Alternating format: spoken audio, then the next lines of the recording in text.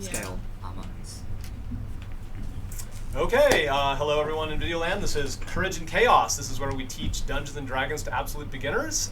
Everybody around the table just started D&D a few sessions ago. We have still some people coming in. Hey, welcome. Come on back. Good to see you again. The main thing here is teaching D&D and just having those great first 7 sessions so that these players can go off to any place and play on with any DM. This is generic D&D. It's very much vanilla D&D. I want to give you a lot of different experiences. You know, it's one of the mission goals that I have. I want to give you different flavors of things that are inside D&D, various games within the game, different play styles. So you start to build up the language of, oh, here's the kind of D&D I like or the things I don't like. We do have an event coming up where you can also find other DMs and stuff. So here in Brisbane, Australia, we're organizing lots of D&D stuff. So yeah, we're a few sessions in. I want to do the story so far. I'll stamp your card eventually. Just go and get your little index card. I'll give it a stamp pretty soon. All right. So, summary for the story so far. You don't have to pay close attention to this. This is sort of what I do just before the top of the hour. So, you've decided there's no use going back to these farms, right? Maybe you were going to these farms as well, looking for your brother. You all were on that carriage looking for these farms, to move to farms in Timberway Valley, sort of the wild frontier. But you know they've been raided by goblins, and you know the raids have been getting worse and worse. Well, you've decided there's no point in going back there if we're just going to be destroyed by goblins, and you think you've discovered why the goblins are there. This is big news. You're in an area called the Caves of Chaos, which is way in the south. Everybody knew the Caves of Chaos existed, and they were very much, hello. And these Caves of Chaos very much have always been inhabited by monsters. The goblins, you've seen with your own eyes, are streaming from the Caves of Chaos, marching north, organized, which is very unusual for goblins. They're chaotic creatures. They're completely hungry and murderous and all that. So for them to be organized at all is really weird for goblins, led by big goblins, called hobgoblins. They're marching apparently a couple days to where those villages are, and coming back with machines, lots of machinery. They raid from the villages, and they're dumping it out at the kobolds, and the kobolds' cave is where you are right now. The kobolds, you've learned, are apparently disassembling those machines and reassembling them into machines that are used for mining. So you just found this out recently. The kobolds are making mining equipment. That big mech that you're fighting, has picks and shovels and drills and things for mining. You also see little, like little hydraulic hammers and things to break up rock and stuff, just basically stuff that aids mining. So that seems to be, the business chain. They're making a business out of this. They're selling these mining machines to the gnolls, who you haven't seen yet, who are obviously using them somehow. So the mystery is starting to get filled in a little bit at a time. And you think what they're mining are chaos shards. Have you all figured out what are chaos shards? They've referred to chaos shards. I guess it's been revealed that those little things you have on the necklaces that you found, and maybe you found little chaos shards up against the wall with the mages. Did you find we failed. A mage? Did you find a little chaos shard on the first session around the table? No. You had a chance to roll? Okay, you failed Yeah. on that. Both of us rolled. So the things that now have been handed out to you by the kobolds on the necklace, they're the same blobs of black metal, and they have that same energy. The same energy that you felt in that hallway while you're blindfolded, but missed. You still you feel that same energy coming from these things. They are chaos shards, and they're basically blobs of metal. Now they're on necklaces. So mining these chaos shards is very important to these kobolds, and that is what you want to know more about. So your goal, as you decided last time, is after a very close vote, because there's many things you all want to do. That's really exciting. That you have many different directions you want to go. But the majority wanted to say, well, what's up with these silver visors? BB put a chaos shard into a silver visor, put it on his head. It zapped him, and he sort of passed out frothing, on the bottom of the nest there. You know that it burns the eyes. You've seen a few people with burned eyes that act really crazy. BB was acting very crazy, and the kobolds seem to regard that. And you heard from the kobolds, oh, you want to talk to Jop Jop. And they point to this crack in the wall. It sort of looks like a giant keyhole that's sort of lined with silver metal. And they say, oh, you need to talk to Jop Jop. And she knows all about chaos shards, about ripening chaos shards. You're not sure what that means, and about these silver visors. So that's the summary. Again, for those of you who came late, you haven't actually missed anything. So before 6 o'clock, I summarized the story. It's totally optional. If you show up just at 6, that's fine. So I wanted to fill that in. Is there anything else about the story that you want to remind each other of? Because I'll just do the high-level things. Is there anything else you wanted to mention about the story to each other? While we wait this extra minute for get here. We went back and freed the kobolds that we put to sleep and tied up, by the way, in the other room. And then brought them back, and we got necklaces back from them. The prayer and beads, prayer back to beads, that. yeah, and I healed remember the half-orc that was tortured in the first session and brought back barely alive? Yeah, she was Yeah. dragged away, she was tortured, and she got dragged back in a terrible state, and that's what sort of triggered your escape, Yeah. because the Anyway, torturer was coming back. we went back and saved her life, but yeah. It's sort of ringing a bell. Yeah. It's been a long 2 weeks. Like, a lot of stuff happened. Oh my god, Yeah, it's this, so good. this is actually 4. It's 4 actually weeks 4 now, weeks yeah. ago too. Yeah. Rachel, like, And as a Stop. yeah, well, so the first jailbreak one was 4 weeks ago, and then 2 weeks ago was where you went from after the jailbreak. You went and fought the kobold machines. You got a good memory. I know you didn't fight the you fought the kobold machines. You won over the kobolds as allies. So yeah, lots of stuff. She didn't say anything. And I or noted as a anything. DM, I said, I wrote down, I was like, nobody thought of Thogrim. Because Thogrim's really badly hurt and bleeding out and gets Didn't dumped I in a ask to corner. revive her at the end of the first session? Oh, did you? I You- did. Okay. Because I was like, Okay. shouldn't we go to the girl Oh, that's right. who's No, been tortured? that's right. That's why she didn't die. So, Yeah. so make sure that she's okay. Gave So her, you like, mentioned CPR. her and sort of like put her into like the recovery position, but nobody like actually healed her or anything like that. Healed Yeah. the spell. Tried. You wanted to. Now, what happens We were before play? dying. Stopped it from getting the infection. Yeah, that's right, exactly. No, it definitely helped. And I think that's what was in my notes. That's why she was savable. So before play, people can come early and do little things that may be of interest just to one player and the DM. And they thought of poor Thogrim, and so did a medicine check and brought Thogrim back from the edge of comatosity. And Thogrim is now awake and very thankful, but hanging out in the kobold jail because it's just safe there. The kobolds that were asleep were also freed. Okay, so that's the summary. Announcements. So the new party formation event is happening on Tuesday at Netherworld at 6 o'clock. So remember, this is a great chance to play more D&D if you want to have more than every 2 weekly game. If you just love it and you want to have more. Of course, that game may probably move faster, might have a smaller table or whatever else. I'm gonna keep this still really tutorial and all that stuff. So he's like, oh, I've got this. I want to really have more advanced play. You might check out somebody who's ready for that. There's also different kinds of RPGs. There are RPGs that are very story heavy instead of, this is a very mechanics heavy game. So it involves a lot of dice, a lot of numbers and math, but not all RPGs are that way. Some are, you roll hardly any dice and only a few 6-sided dice. And it's much more about improvising story and working on your character and stuff like that. It's just a different style. So keep that in mind. You can actually think of, if you want to start DMing yourself, it's really not too early to start looking for people. So, I'm interested in actually becoming a DM. There are these kits you can buy that make it really easy to be a DM, and I can help walk you through that. So you might find players and start DMing. I was going to say 1, 2, 3, 4, 5, 6, 7. So no, it's good. So the Moon group, which happens yesterday, they're at 6, and if this stayed like 8 or 9, they say, oh well, any one of you is welcome to balance the table a little bit, but I don't think that's necessary, and you all got a good gel, so I wanted to mention that. Those of you who just came, I will stamp your cards. Now these stamps are what got spent. So as these players came in earlier, they actually crossed off one of these stamps. There's no match. As a way to affect the world or research things a little bit. So in order to bring Thogrim back to consciousness, great Daniel, thank you, spent a stamp and rolled some dice to see if it was possible. And I didn't bring my card last time, so that's, Okay, that's I'll my stamp transfer it from last over. time. So I'll do that and I'll consolidate it. So I can get 2 stamps here. Okay, Jess, there you go, and I'll cross this off. Thank you. There you go. Everybody else has got their stamp. No, the stamps are so cute. I know. Yeah. Yeah, they're from the Studio Ghibli Museum in Oh, Japan. really? In Tokyo. All right, setting the scene. So you've just defeated the machinery in this kobold machine shop. Yeah, got that up there.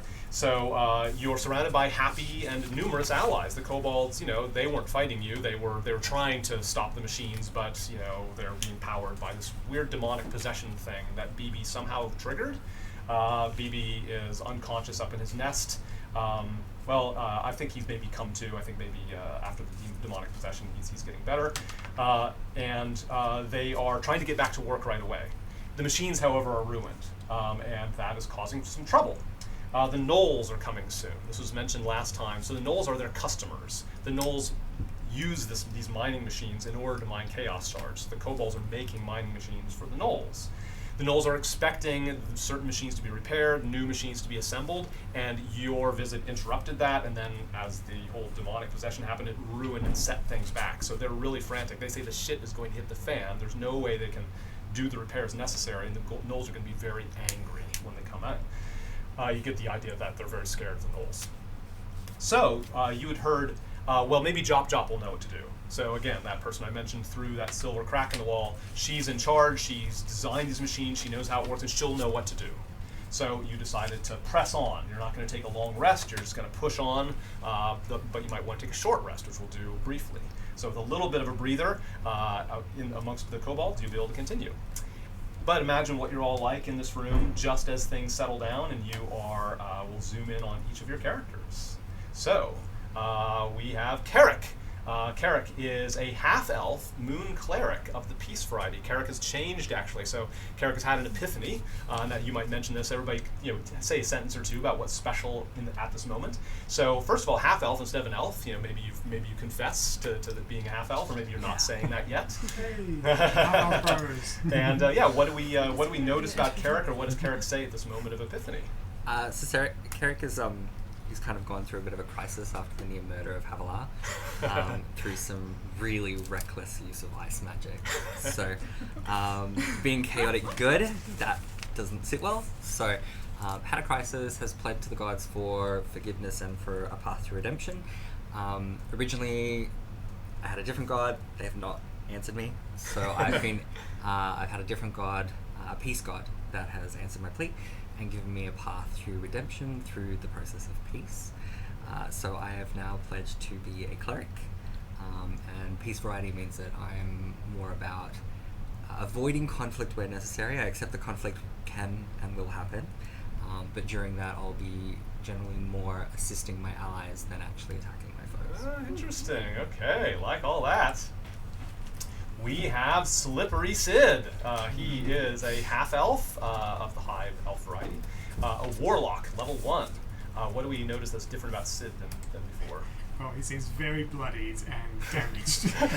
After he's down to about a third of his overall health. Yeah. So he's a bit knocked about. Scratched up. But he's also, I don't know, you'll spend like a couple of days with him at this point in the cells and so on, and up until this point you've been hooded, so you haven't really seen him, and so you assume when he was muttering to himself. But he does have this habit when he's on his own of just kind of talking and just like really like, you can't really make up what he's saying, and before now you just thought it was just kind of madness, but now you notice that he's kind of, there are moments where he's kind of pausing and nodding and as though he's listening. It's like he's having a conversation with someone who isn't there.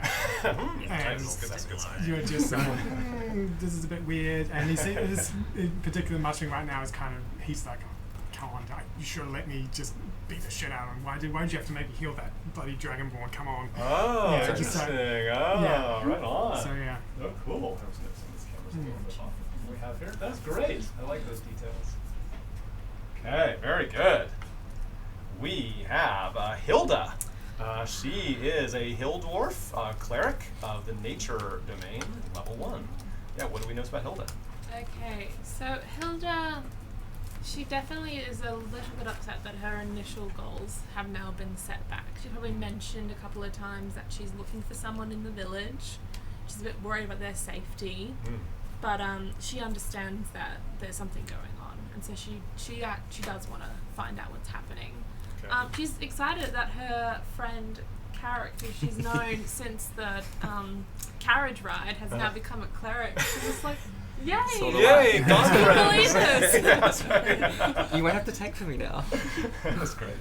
She's a bit offended that he didn't choose her god. When she was just like, it's an option, you know? But yeah, she's cool with it, so yeah. Okay, great. We have Buffy. They are a human fighter, level 1. And what do we know about Buffy? Well, okay, so my backstory is that, like, a dragon, like, killed my whole village in my childhood. Ooh, okay. So, like, I'm feeling very triggered at the moment by all these, like, dragon people. Oh, the dragon and if warlocks, I was, like, yep. all on my own, I'd just, like, chop their heads off. But I'm like, okay, I can't, like, I have to do teamwork. So I'm kind of like, oh, maybe I'll just, like, figure out something about dragons so I can, like, Use it against them. yeah, or like find a way to, what's the word, like have revenge on Yes. like the people that. Oh, great. Yeah, yeah. So Havilar would be a trigger. And also, Or is that a mystery? Well, it's kind of says stuff there, but I might just like make Okay. it. Yeah, and this session we'll be doing some backstory development during the session, so keep that in mind. And also, the kobolds were talking about, we need to give tribute to the black dragon. So the But I reason might that we're say it's making a green dragon. Like I have Okay. a memory of my village up in green flames. That's my, Oh, like, okay, memory. yes, yeah, That's of a course. memory. There's So, all yeah. different kinds of I so don't very even often. know what a green dragon. Yeah, is, green so- dragons are often poisonous, but you have Ah. red dragons or have fire. But you can have a green dragon's green flame. It's D&D, so I'm sure you saw that. The sure black some acid poisonous dragon one. Yeah. is the one. There's a black acid dragon that is what the kobolds. It's why they want to make money and they want to get tribute to the black acid dragon, which also might trigger is like, okay, they're actually helping a dragon, and you know that these acid dragons are also very terrible to many villages. Interesting. Okay. Yes, Kosef. We have Kosef. He is a human fighter level 1. And what do we notice about Kosef at this moment? He's also beaten up and bloody. He's probably, I think he's getting a little bit frustrated that his return to wealth, power and privilege isn't quite going to plan. Isn't happening quite fast enough. So maybe instead of lawful neutral, you'll switch to lawful evil for the time being. Yeah, now your alignment is really, it's more of a product of your actions rather than a prescription. So, you know, we'll get to another segment at some point in the future that talks a lot about alignment. But in the nutshell of it is, if you were to die, where would your soul go? Because different deities are vying for your soul, and they almost have like a magnetic attraction to your soul, and your soul drifts towards the deity that sort of most wants you, that most likes, I like your style. So if you do a lot of chaotic evil things, and when you die, your soul will go towards the chaotic evil, afterlife. So we'll see what your actions bear out. Kasef may have some surprises in mind for us. Okay, copy that over. Very good. We have Elbert. He is a high elf wizard level 1. What do we notice about Elbert at this moment? Albert is usually an elf of very few words, but he has not spoken in about 3 days, and you can see all of his blood vessels through his skin. In addition to that, he's usually has really long, beautiful black hair, but he's been pulling clumps of it out. He's incredibly frustrated because he hasn't had access to a temple for a very long time. Yeah. Okay. Pray. Very holy. Gotta pray. Okay, great. Thank you. We have Yuki. She is a halfling rogue level 1. What do we notice about Yuki right now? Previously we sort of talked about her aloofness. She doesn't seem to gravitate towards people, but she's willing to help. In the most recent battle, it's probably been noticed that she's not made any big battle moves. She's not a big fighter. She's more of a strategist, I guess. But yeah, still maintaining that cloak of mystery. One visual thing that you may have noticed is her long black hair in the heat of the battle did take on a red shimmer. Okay, interesting mysteries coming together for everyone. Thank you very much. Okay, so in this moment, you are all, as you noticed, fairly banged up, and so you decide maybe it's time for a short rest. Generally, even if only 1 or 2 people in the group really want a short rest, it's polite to sort of let them do it. Otherwise, they might end up dead. So it sounds like a few people are looking for a short rest. So I'll describe how that goes. So short rest. This is where you can get hit points and you get some of your powers back. So there's a number of things on your character sheet that says this recharges after a short rest. So your fighters, your second wind comes back after the short rest is over. So don't quite do that housekeeping yet. I'll say you've started your short rest, but it's only after an hour of light activity if you're not interrupted. You can do minor things, but mostly you're just kind of chatting and just repairing your armor, maybe psyching yourself up, maybe stretching, your muscles a bit, because hit points are all kinds of things. It's your fighting spirit, it's the state of your armor, it's just the energy you've got to dodge blows and things, or just stitching yourself up with some wounds. So you've started that short rest. Anytime you do a short rest, there is a small chance that something is creeping up on you and you might get attacked. So even if I roll that there is one, it might not attack you right away. It might start following you. If we're not sleeping, can we be on guard duty? You're not sleeping, yeah. So you're on guard duty, but so either something, if I roll low enough, either it attacks you right away, and so you just have an extra fight on your hands, or sometimes say, well, maybe this thing doesn't choose to attack you, it's just choosing to, it's now watching, starting to observe you. There would be a chance, and I'll compare later on once I decide, if there was something, I'll decide what the monster is, and I might say, the most perceptive of you might start seeing clues that are being tracked.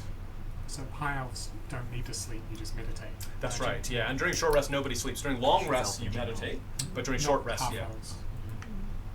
Yeah. So during short rest is pretty easy. You're all completely cognizant, and you can catch things coming up on you. You can keep your armor on, all that stuff. Okay. So nothing bad did happen. So you finished your short rest. So a couple things. One is those powers recharge. So if you had a check mark next to your second wind, for example, there I've conveniently put a little check mark on there. You could erase that right now. So that's why you just mark those in pencil. Wizards, arcane. Is anybody still an arcane wizard? Yes, you are. You have something called Arcane Recovery. So during a short rest, you can get one spell slot back one time per day, and there's a little checkbox next to that so you can remember you've done it. But you don't get that back again until a long rest. You as a warrior also, so your second wind, if you've used your second wind, you've gotten it back.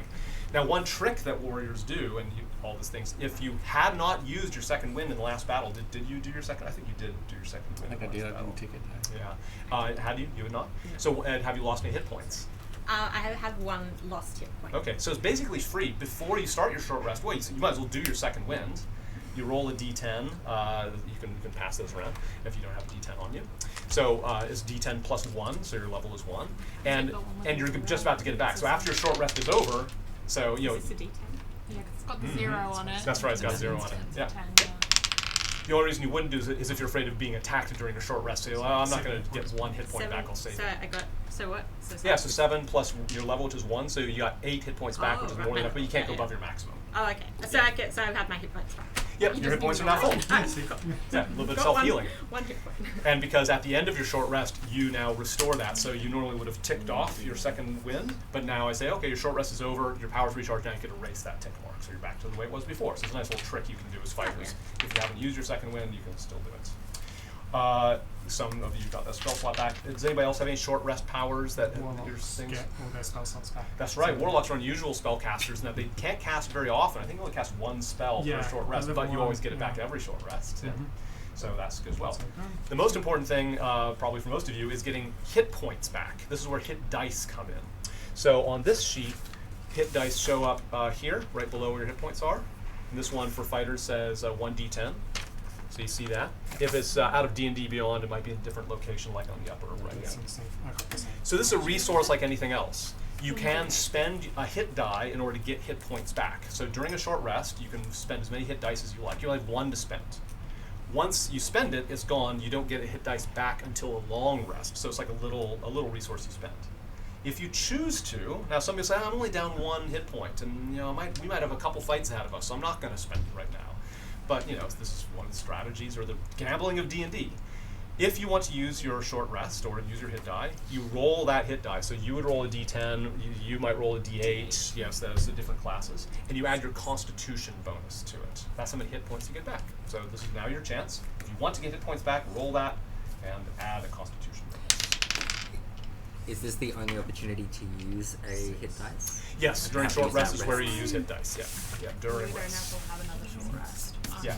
Just skip on it. Yeah, generally you almost always get a chance to have a short rest What's it between only got battles, three as but well? you don't know when you get a long It's only rest. got So long 7 rests are anyway, harder to because come you by. can take healing I hits, haven't remember? been run down so What's your next 8. So it's If not- I And die, if I you've spent it, now under your hit die thing, just with pencil, cross out that 1 and just put a 0. It says, okay, now you spent that hit die. And you'll get it back when you do a long rest. Any questions about that?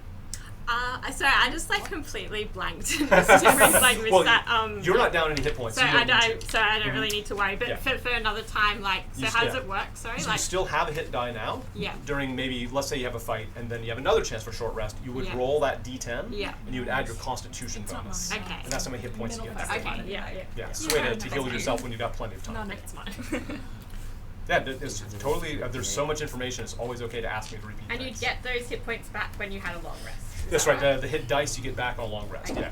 Yep. Hit dice is a resource that comes back. That. So just I want have to check. 3 hit points If lost. everyone's had a short If I rest at rolled once, a 1, I'd Hmm? is anyone still badly hurt? I can top you off with healing lights if you want. No, I'd save that unless it's someone who did. It's just I got 1 left until the long rest. I'll save that. I'm Okay. all good. So Good. Nice of you to offer. just This is the nice side of this. The nice Yeah. angel is this stuff. yeah. Okay, great. Moving on. All right, so you are in the machine shop of the kobolds.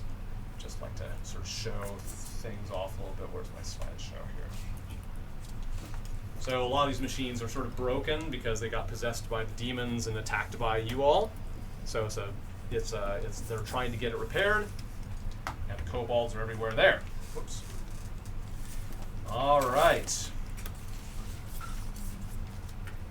Now, the kobolds have a present for you. While you're resting, they like you a lot, and they sort of consult with each other. They give you a little gift, which is unusual. Kobolds usually don't like to give away nice-looking bits of art because they're supposed to go to their dragon counterpart. But you each get a little white bone engraving of some sort of humanoids, like a little bit of bone with an engraving that just shows a picture of maybe a famous person or family member, little cameos. They're quite nice. They're nice, sort of a clear white bone. And because they're a little bit of art, you would be able to take a little bit of money from that. Those are worth 4 silver pieces. So write down white bone engraving, 4 SP. Now, you could probably sell it to any vendor for 4 silver pieces, but if you maybe find out who it is, or you find its original owner, they might pay a lot for it. So it's up to you to decide how long to hold on to things like this. Running out of inventory space. And you hear some of them say, oh yeah, the black acid dragon wouldn't like this, so you can have it. And the ones, like they sort of ruined the gift, like, oh, what a nice gift. And the kobold's like, yeah, this is something that we can't give to the black acid dragon. That's why we're giving it to you. It's like, you ruined the gift. They sound very eccentric, these kobolds. Yeah. He's going with quirky. Yeah. All right. I like them. Dak is very cheerful, of course. It was all his idea to become allies, so he's feeling very chuffed. Now, he already knows that you have these shards on necklaces. He wants one of you says, anybody put on necklace? Want to put necklace on? It's okay, it's safe. I put it on. Okay, so as you put it on, it's interesting. When you put it on, first of all, it hangs right in front of your heart. And it has a little gleam of color, like a little bit of light comes out of it. And he's like, yes, I knew it. You can ripen Chaos Shard. Make Shard glow. That very rare. So when you do this, when you look around the room, if you're interested in something or something annoys you or something sort of makes you curious or something makes you happy or whatever else, it just flashes a little dim color, different colors for different emotions that you're feeling. It's almost like a living mood ring in a way. Great. Do you have a high insight? Yeah, I think you do as a cleric. My insight. Where is insight? So it'd be wisdom if you're not trained on it. So just use your wisdom if it's not listed in that box. My wisdom's a +3 and 16. That's great. Yeah, 16. So or +3. So you have the insight. Say I think you feel like this thing is intelligent. Like it's just a blob of metal, but you sense a kind of intelligence in it, and kind of empathy. It's almost like having a friend or maybe a little spy or a little animal or something. You just get a sense of it being kind of simpatico. You feel like you sort of sense its emotions, and you feel like it's sensing your emotions when you're wearing it. And when you take it off, and you can take it off, it's like, can I take this off? Okay, it's not cursed. It goes dim. It only has this feeling and does this gleam when you're wearing it around your neck. And Dak is very excited. Says, Can you? So he wants to ask each of you, can you do it? Can you do it? So if anybody else wants to try theirs on and see if they have the same power that Dak is very excited about you having. Anybody else want to give it a go? Yes. Okay. Yeah. Yep. You have the same things. Like, yes, you too. Oh my God, this is great. This is so good. Oh, Tiamat, praise Tiamat. So you've tried out. If anybody else, raise your hand if you're going to eventually try. As long as we can take it off. Okay. Yeah. So you can. So yeah. So it's up to you whether you've tried it on or not. And if you have it on now, if you're not wearing it by default, it's in your inventory. I'll assume that you're wearing it and out and visible. If you don't want to be wearing it, just put down in pocket or in backpack. So now it's your decision, and your character sheet is like your database. You're committing now to whether you're wearing it. Dak thinks you should be wearing it. He's very excited. And he's telling you why. Maybe this will help you decide. He says, yes. Oh, so he's talking to those of you who put it on. Yeah. And anybody who puts it on, you'll discover that you have this gleam happens. You can ripen Chaos Shard. Very rare, he says. So he makes sure that each of you have one. He says, now you need to ripen. Very, very bright. Nice shard. With nice glowing shard. When glow bright. You make big money with a steal deal. Steal deal, like rich guy. Rich guy steals shard from you. At the same time, you steal big money from rich guy. Remember, he's talking about trade. He's just talking about you can sell it to somebody rich for a lot of money. Yeah, he's still big money. So, and he seems to say that, yeah, and the more glow, more money. So yours aren't really glowing, but he's saying you can make it glow, and he's eager to tell you how to make it glow more. Right now, you look at the potential. As you're doing that too, those of you who are kind of in the part of the room, that big silver keyhole, that crack in the wall, so again, lined with silver tiles and goes deep into the wall and kind of wiggles a bit. You can't see it, but it must go like 5-10 feet through the stone to the north. And it's shaped like a keyhole. Now it's mostly vertical, but it has these regular sort of bumps and lines as it goes. Above that keyhole is a bronze grating. I described this briefly last time. And that bronze grating has got vertical slits in it, about that big. And the slits are in the same shape as the keyhole, like same slit repeated many, many times, the same thing. And if you just sort of want, like some of you might get the idea, like, I feel like a weird affinity, like the energy from this necklace and the energy from that direction, I'm going to kind of get close to it. And you feel a really weird, confusing energy coming from that grating. And you can see through the grates, there's another chaos shard in there, but it's like the size of a lemon. It's a big chaos shard, not this little one. And it must be emitting energy proportional to its size, because as you get close, like, oh, that does not feel good. It just feels weird. You just feel kind of confused. It's hard to put into words what it does to you. But as you get close to it, your ears kind of pop, and people who are looking at you say, you got a little thinner as you got towards that keyhole. So anybody who's wearing this shard around your neck, you feel that connection as you get close to it. And even though to you seem normal, from your point of view, the crack just starts to get a little bit wider and straighter. From other person's point of view, looking at you, you're starting to get kind of thinner and a little bit crooked in the same shape as the keyhole. But you come all the way up to the crack, and like you touch it, and you're still way too wide. You've hardly compressed at all. But Dak says, when shard glow enough, when shard glow bright, you can go through keyhole. Then you see BB. That's how you get to BB. You have to make shard bright. BB, only way in is through keyhole. BB has glowing shard. BB goes in, not BB, Jop goes in and out. If you want to visit Jop, make shard glow. So, now you have the way to find Jop. You've got a little bit of an errand to do. So to make shard glow, you need to feel things, you need to feel strong about things. Memories. Strong memories that you have can make shard glow. Emotion. Remember the feelings you've had. I know, you are adventurers. You go to the Mushroom Memories Cave.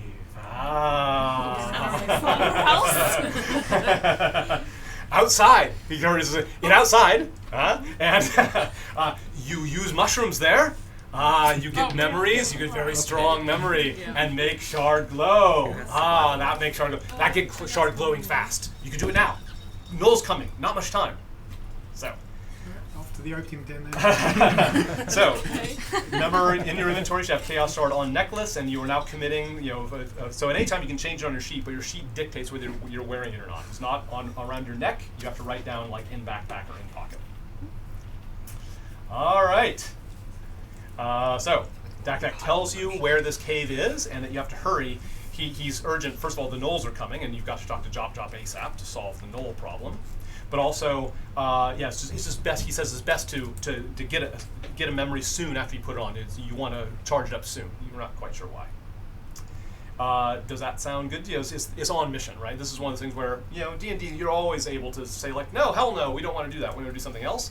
But the main goal of this is to talk to Jop, and now you know how to talk to Jop is to go to this mushroom cave, get these shards glowing.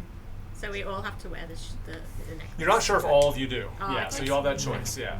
He says at least some of you have to have it. Maybe not all of you. So you're not being roped into anything here, but you can still go to the cave. Yeah, it's good to stick together So as a party. extreme emotions are charging these. Extreme emotions, yes. So you need emotions to charge them. We have a lot of really frustrated Is mine people. currently We've all gone pretty overboard with our characters. Emotion like frustration is good. We are the guys for this. So, unless there's a big objection, does the majority of the table say we're going to go to this mushroom cave, check it out? Yeah. Okay, so Try on not you go. to roll The on portcullis gets raised again. The portcullis is almost always down. The portcullis is raised, and you go out. And within just a minute, you are outside again. You're outside in the Caves of Chaos. However, it's full of monsters. so you don't have a lot of time. At some other point, I'll describe all the way it's laid out. But as it is, it's an especially busy time. There's goblins streaming back and forth. You still see those big tusked orc things up on the plateau, and you hear all kinds of weird noises, so you're hiding from bush to bush. Dak Dak doesn't want to go out there, so it's dangerous. You're adventurers. It'll be fine for you. I've got to help fix the machines here. So he stays back. So you're really not able to see, but you have to go across the canyon. So you come from basically the north wall of the canyon, heading to the south. It just takes like less than a minute to cross the canyon. And now you're on the other side. The other side of the canyon has these caves. All around there are caves, and he gave you a landmark. There's one particular cave for you to go into, which I imagine you do if you want to follow those directions. As you go in, the cave has some branches. He says, now, when you go in, don't go deep into the cave. Too dangerous. But you see down on the side, there's a little passage that you can go down, and you find this little passage. Those of you who have high perception can tell there's like a real kind of plant, sort of dirt growing, sort of a fungus smell. That actually comes, this must be it. And you can actually even see, if you have high perception, there's a little bit of glowing color at the end of this little winding passage, the natural cave passage, and you have to get on your hands and knees and crawl sort of down at an angle to get in through this. But that's what he told you to expect. I'm going to change to a graphic of what we'll shortly be seeing. So, Ooh. as you Psychedelic. crawl down this passageway, now normally in adventuring mode I actually ask, who's in front? Because you can only go single file. So I'm just going to ask briefly, who are one or two people that don't mind being the first ones to crawl down here? Well, I'm really small. Sure, So yep, maybe yep, I actually can small, make you sure have that more it's freedom of alright for movement. everyone Most of you have else. to squeeze, which means that things have advantage to hit you and you have disadvantage because you can't move, but halflings Yeah. are dark in small this enough.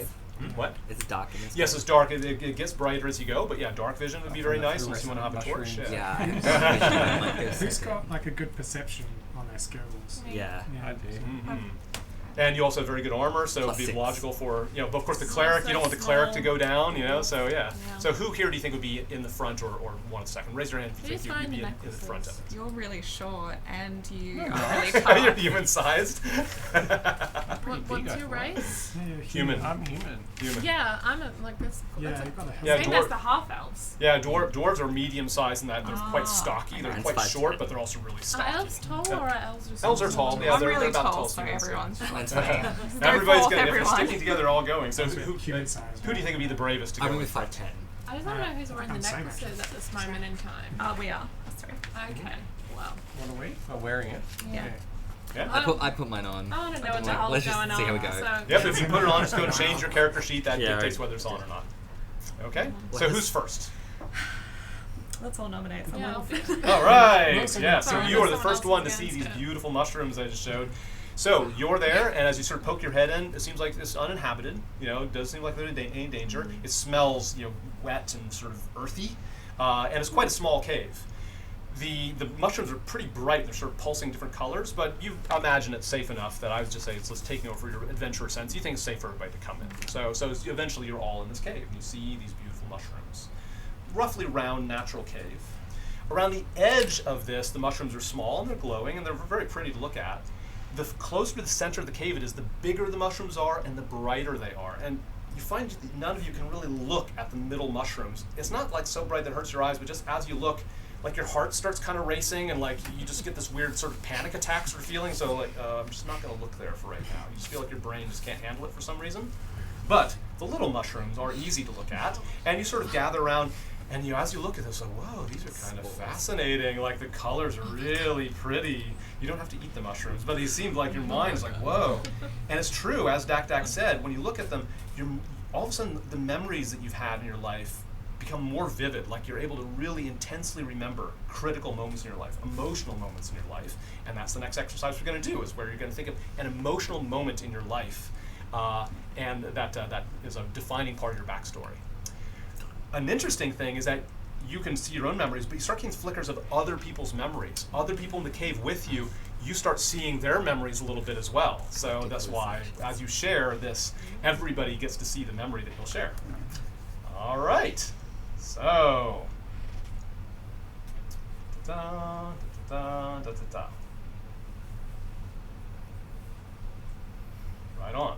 So the idea here is to sort of gently tease some details for your backstory. Your backstory is a very vague thing. I like to think of it sort of like it's sort of like a focus, a soft focus, and the camera can sort of snap in and zoom in and get into focus once in a while. And you can rewrite your backstory. You can change it later on. These things are, but we like to start to establish a few things. And this is a way to get your backstories entangled with each other. It's a little exercise that I made, because you'll find that you have things in common in your memories that will maybe imply that you've had some history together. You might discover that some of you actually knew each other, or you were involved in some same event at some point in your past. So you'll come away with something in common.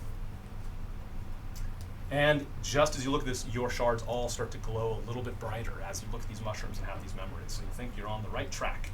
If you're choosing not to wear it, you still have these memories, you still have the benefit of your backstory and all that stuff, but and you might be able to put your shard on during this. You might decide to put your shard on, but if you don't have your shard on by the end of this, your shard isn't glowing, but still you still come away with these memories, so it's still good for your backstory. Now, each of you take some Post-its. So I didn't get those out. Okay, lots of Post-its. I think there are some in there, in the folder. There? Yes, Yeah. there they are. Thank you. Awesome. Go inside. So just pick a, of course some of these colors will be duplicates, but take 2 Post-its off of that thing. Each of you take 2 Post-its, and down the corner of each Post-it, write your character name, because that'll help make it unique. So your color won't be unique, but at least your color and your name make it look unique. These games. Sorry, in the corner. Right, Yeah, just in the character corner, name. yeah, in the corner of your Post-it, write down your character name, so we can keep track. And as you do this, each of you make up something, a memory that you have from your character's past. It's got to have a strong emotion, like a nice, precise emotion you can put into a couple words. We'll probably only do 1 memory each, but this is an emotion that your character has felt many times. It's something that your character comes back to again and again. It's a dominant emotion that keeps coming up in your life. So 2 memories? So we'll start off with just 1 memory at a time. But So I'm wondering, do we write? yes, write your memories? name. Okay. Yeah, write your name in both corners. So all your memories in this session will have the same emotion, or in all the memories that we talk about for the rest of the season. So think about that emotion and think about the memory. So It needs to be boiled down to a couple of words. yeah, the emotion, it should be a nice, simple emotion. It can stay in a couple words. So on 1 Post-it, write down the emotion, and on 1 Post-it, write down the memory. So something that happened. 1 for the emotion, 1 for the memory. When you have a memory, as this board implies, think about where this thing happened, a specific building or a place, a setting. So think of where this memory happened. And the memory, there should be at least 1 person, animal, or object in your memory. Like a key part of this memory is about a person, an animal, or an object. So just take a little moment there. If you're not feeling very creative, you can keep it blank for now. Maybe other people will inspire you, because we'll go through them one at a time. And I'll give you a moment, but once somebody's ready, you'll be the first one. We'll start putting them down on this board here. Clear a little bit of space. Keep that stack of Post-its nearby, just in case we have enough time to do a second memory for anybody, but probably we have time for just 1 each. Yeah, so on 1 Post-it, you're writing down your memory. On the other one, you're writing an emotion. And of course, this memory evoked that emotion in you. Sorry, emotion. So the story on one, the emotion on the other. Yep, that's right. Yep. Okay. Yeah, memory on one, the emotion on the other. It's okay if you write the emotion down twice, that's fine. Okay. So, if anybody's totally ready, anytime anybody's ready, let me know. Good I'm started? ready. Okay, Kosef. So, great, exactly. Very good. So yeah, just tell us in your own words about what is this memory that Kosef had. So when he was a little boy, he was out playing in the meadow, and with his pet guinea pig, and a troll came along and ate it. Great, that is perfect. So what was that That what's is up? perfect. Troll And what is the ate emotion that you felt? What's the emotion you Shock. felt? Shock. Yes, you've written shock down. Very good. So he had a very shocked, and your shard glows a certain color. You think of what is the color of shock? You can figure that out yourself. Maybe it's electric blue. The was shard. thinking blue. Yeah, shard glows that color as you have this very vivid memory, and you all see this as well. What I'm going to do is underline a couple things on this, and I might fill in some extra details and put it on this board. So this was in a meadow, which is a fine location. So you're in a beautiful meadow. And maybe this is Lake Nen. Do you know where you're from? Do you remember from your backstory, or have you decided? I don't, but it's says water deep. And Waterdeep. Okay. Yeah, this is you might come originally from Waterdeep. That's great. So I'm going to put Meadow down here. All right. So your memory is going to go into the Meadow column, and then it involves an item, animal, or person. I love guinea pig. What I'll do is I'll generalize it to a pet, because what you'll do is some of you might have a memory that involves a pet or involves a meadow. So I don't want to be as specific as guinea pig, a beloved pet. So I'll put down pet. So you see on that row and that column, I'm going to stick it here for Kosef. Now this is where the magic comes in. Now, the next memory that I get, it can be totally new. It could be a totally different item, animal, person, a totally different place. That's fine. But eventually, we're going to run out of columns and rows, and you're going to want to find memories that have something in common. So your memory involves a pet, or your memory involves a meadow. So if you have one now, you can do that. Or if your memory has something completely different, we'll just go ahead and do that. But eventually, you'll see some commonalities, and you can sort of be editing your memory. So does anybody else have another one? Sure. So I'm from the city. I have a memory of a dark alleyway in the city slums, and I'm flitting from shadow to shadow, avoiding people, and I stop outside the window of a tavern and see people laughing and joking, and I look over and my sister's in there that I haven't seen in a long time. Ah, very good. What's the emotion that you felt? Sadness or longing. Yeah, awesome. Okay, that's another great example. So, sister is definitely a strong one there. So sister we'll do is I'll put down family member, like a close family member. So, your memory doesn't have to be literally your sister. It could be any other family member. I thought it was. I thought it was two stories, and then I've had to pick up the third one. Oh. Now I actually understand what the thing is. I know, I misunderstood it too. And So I've got two. this involves a couple potential places. It could be slum. It could be tavern. And either one is fine for you, I'm sure. Yep. Does anybody else have a memory that says, oh, my memory can be in a slum, or my memory can involve a tavern? Mine's on a basically a back alley. Okay, great. Yeah. So yeah, that's great. Alley is another one. So what I'll do is a slum alley. This is in Waterdeep probably. So what I'll do is I'll put down this one in family and the alley. So you see we've created two new rows and columns, but yours may end up matching up with the alley part. Who else has a memory? And again, you can keep adding rows and columns, but eventually you'll want to find some commonalities. Might as well do mine following from that then. Cool. Yeah. So yeah, mine's sorry. I'm saying I can't spell it. So yeah, mine's again in a dark alley in a slum in Waterdeep. Kind of hastily walking away from a job that went south, and I bumped into my patron. Ooh, your celestial patron? Yeah, my celestial patron. Nice. Was this that really bad, pickpocket that you had from the second session? Not quite. The experience from that led to that. Yeah, sure. But yeah, and met her and signed my pact, warlock pact with her. Excellent. Okay, Yeah. so please, what was the emotion you felt? Hope. Hope. Okay. So give me that post-it. All right. So what I'll do here, this is running from an alley. Yeah. So now you see that this also happened in a Waterdeep alley. So your memory and your memory, I invite you to figure out some way they're connected. Like maybe your sister was involved in this job. You're like it was the same alley or maybe the same sort of bad part of town. You don't have to decide it right now, but this is an invitation for the two of you to collude with your memory to have these two things have something to do with each other. So it's in an alley, and it is patron, and yeah, so the patron. We'll call this a deity, right? Because a lot of people have things with deity, so we'll call this a divine or sort of a deity encounter. So I'll add another thing here, which is deity,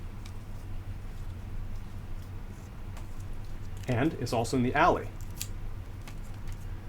When you have a memory, as some of you do, that has something in common. So when this happens, when you think of the alley, while you're thinking of the alley, both of your shards glow a little bit brighter still. The fact that you have those in common is making the shard glow a little bit brighter. So that's sort of your motivation. If you want to make the shard glow bright, you're kind of motivated to match these things up a little bit. Okay. But again, you can be completely new. There's still a column and a row, a couple columns, a couple rows free. Who's got one? Jump in next, or Doesn't matter to me.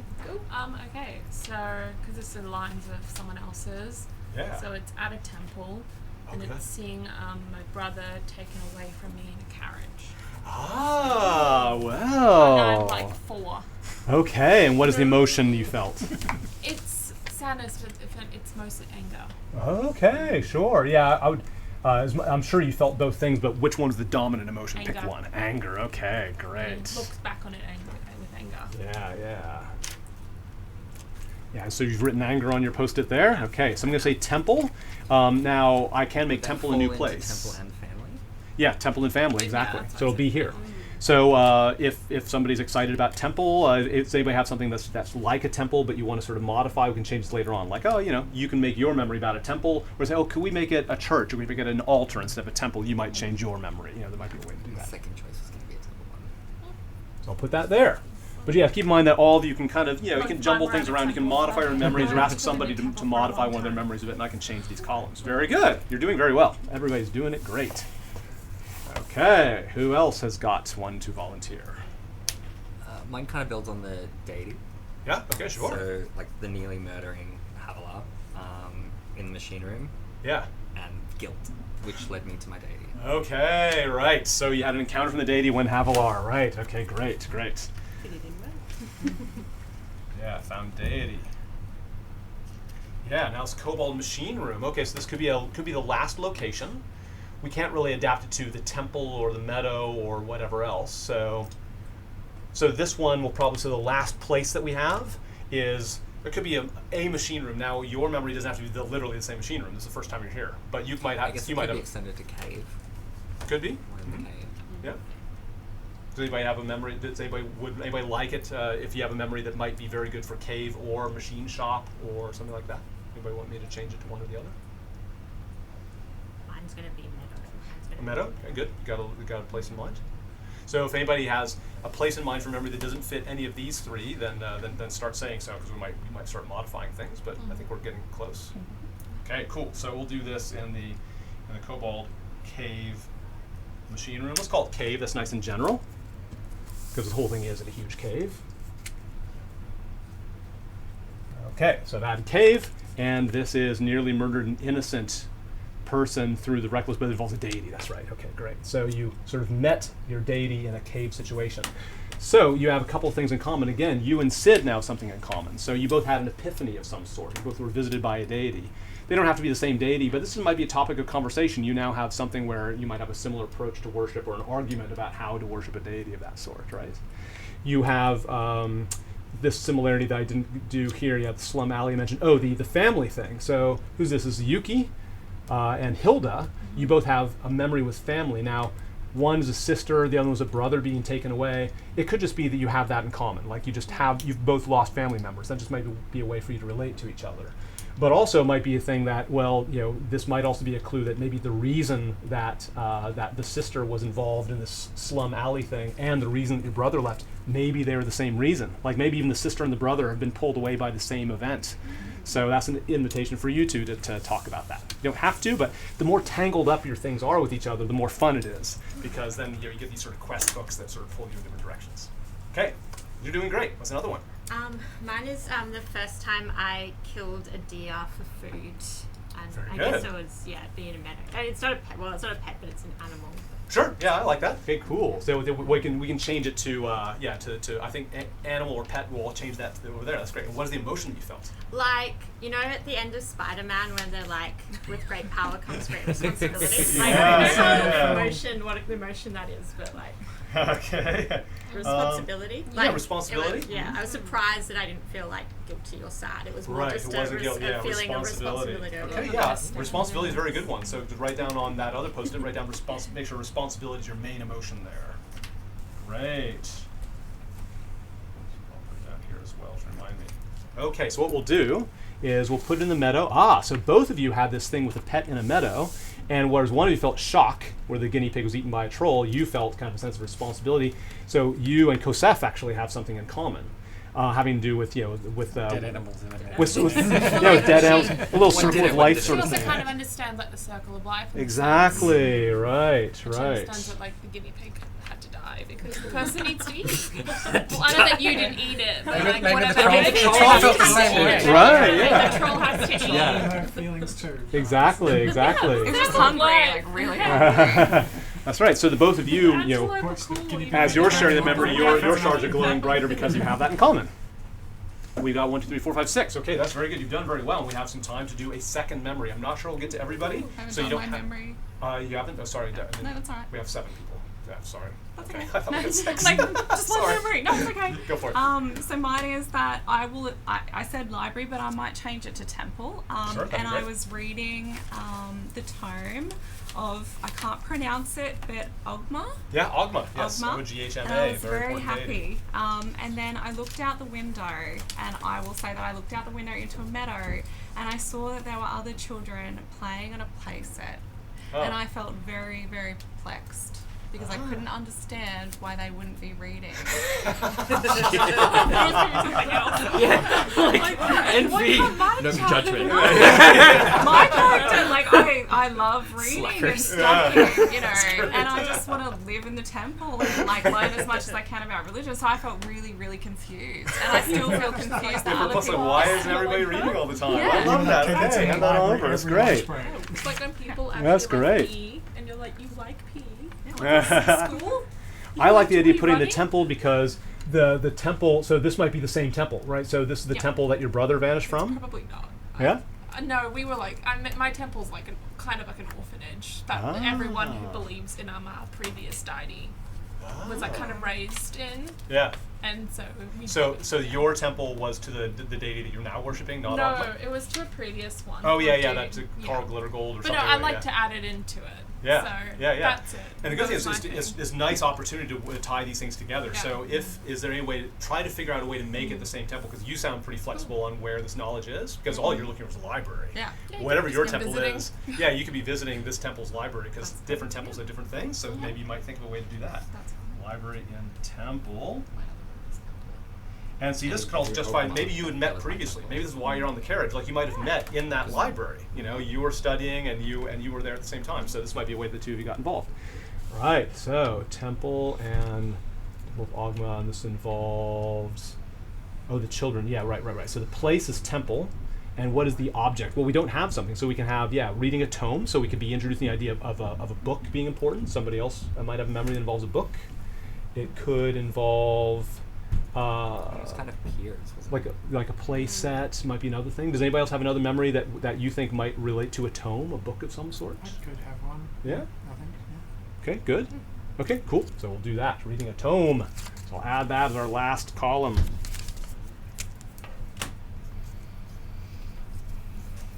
Awesome. A tome and a temple.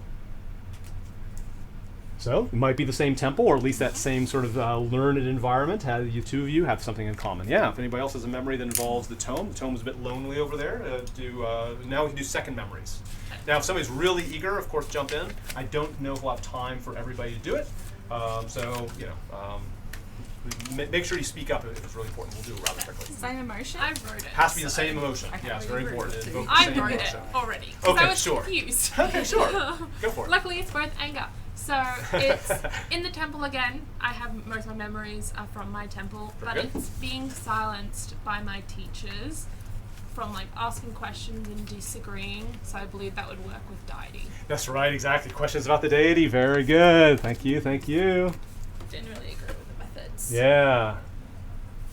About deity, right. In the temple. And again, if you were in the same temple, you might have heard this, or maybe this you bonded over it, or you argued about this because maybe you agree with authority. Doesn't sound like you do, but if you agree with authority and you don't, that could be a sort of point of discussion. Or you have that in common, like you questioning this authority in this temple might have gotten your attention. Okay, very good. Go Scott one. My tome defaced by a peer in the temple, so I sabotaged his Ori before the presentation. Guilt. Which also did you could say- have had the nat 20 Did you say Ori. did you say orrery? Oh, right. Okay, cool. So I knew how to break that thing. Ah, right. Nice. Yeah. Good. In the temple. You weren't the one that defaced it, were Oh, maybe so. You feel free. That's fun. Maybe it's like a. It's just going on. Because it is a temple of Ogba. I would do Okay. that. Good. Not Good. this What temple. does they do? What's the Knowledge. You had a tome one. Who else got one? Everybody can maybe get. We might have time I for more second don't know if it memories. would count as a tome as a book. I'm but I don't sure, know if it's Yep. time Yep. Tome is a book. my Yeah, ex? Okay, everybody listen. What's this one? So yeah, cool with that. sneaking away from elocution lessons as a child to read a book on adventure stories in Meadow. Ah, great. Very good. Sorry, I didn't have the Meadow down there. Yep, that's right. No, that's very good. Book. Okay. And again, these things don't all have to tangle up with each other. This is an invitation that maybe, the book came from the same sort of temple, but that meadow is the same one that you were looking out at. So actually, when you were out there, it's like, oh, they're all playing out there, but maybe you saw like, oh, I can read outside, Yeah. So maybe this is how you met, or something you had in common. Okay, where's another one? I was seeking refuge in a temple, and a homeless kitty came to comfort me. Oh, I like that. It's So I wonderful. felt It involves hopeful. animal. So Yeah, animal in the and temple. temple. Great. Yes, thanks. I'm just going to underline things so I remember here. Yep, that's right. The temple. Kitty. And the emotion that you keep feeling is which? What's your Hopeful. hopeful? That's right. I don't think I asked that before. That's a nice emotion. Good job, everyone. Okay, we have time for a few more. If you don't really have a second one, don't worry What's about it. that We've got one? plenty. That's a slum alley. Ah. Now, slum or sort of back alley. It's near that tavern as well, so it might change to tavern, but I think the slum alley is something that's got a few bits of traction. Anybody else got one, or do we Okay, yeah. Great. Okay. Getting into a fist fight. Yeah, right on. In an alley. Yeah, awesome. So this would be great. So it could be a fist fight with a Or family maybe, member. yeah, with could my, be an argument with about a my, deity. An with animal. Oh, you got a my- fist fight with an animal. my brother. Okay, cool. Yeah, my brother. I'll put it like with my Family. family. Awesome. Okay, great. After we moved after the thing in my village. Me and my brother moved to like the city, and then Yeah. we were like slumming it out, and then Yeah. we'd like go to the pub, and then Yeah. That's great. Yeah. Nice. Fantastic. I need to write. And this is responsibility. Did he break his And nose or something? You felt responsible for that? No, I just felt anger. That's Okay, it, don't have to be- it should be the same emotion. So can you tweak it so that maybe like it's the same Or way you maybe- killed that maybe it deer was and like- you realized your own power and Yeah, responsibility. I you was had really like, plugged him.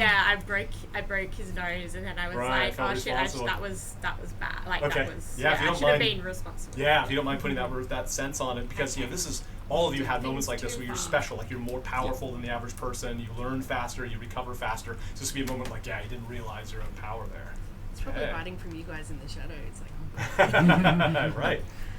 And we'll have a few minutes for you all to sort of talk to each other. But again, same thing. This alley, might have happened. Might be the similar event that all of that Very happens crowded here. alley. That's right. Exactly. An alley. Broke nose. Responsibility. Okay. There. And there. And if I'm covering up post-its, you can pick them up and look at them later on. One's not important, more important than the other. Okay. Anybody else dying to get one, or have we filled this out enough? We're good. Okay. Very good. That's a fantastic set of things. So now this may inspire you again. You don't have to commit to your backstory, but these are all invitations, and I've done this year after year, and it's so cool to find out how these things. It's almost like the bit of sand inside an oyster that eventually turns into a pearl. Like these little coincidences, as you keep playing and going downstream and keep elaborating on this, you might discover these events in your past might lead to huge things happening in your future story. And I pick up on those things, and I'll try to work those things in as a DM. You're looking for these things in the world. Okay, very good. All right, now. Now's a chance just to talk about your backstories a little bit. You can tweak them a bit. So, it's a big table, so you should probably talk in groups of 2 or 3. Feel free to move around a little bit. But if everybody listens to what everybody's discussing, then you can all go one at a time. But just take a few minutes to discuss how you can fill out your backstory to put some meat on these bones. So talk with each other a bit. And you can copy things down as well. So anything on your Post-its, feel free to pick them up. I'll take a picture before you pick them up. Feel free to pick them up and look at them more closely if you want to. But yeah, discuss and start copying them into your characters so you can remember them later. Do you mind filming over here just Yeah. now? So it's like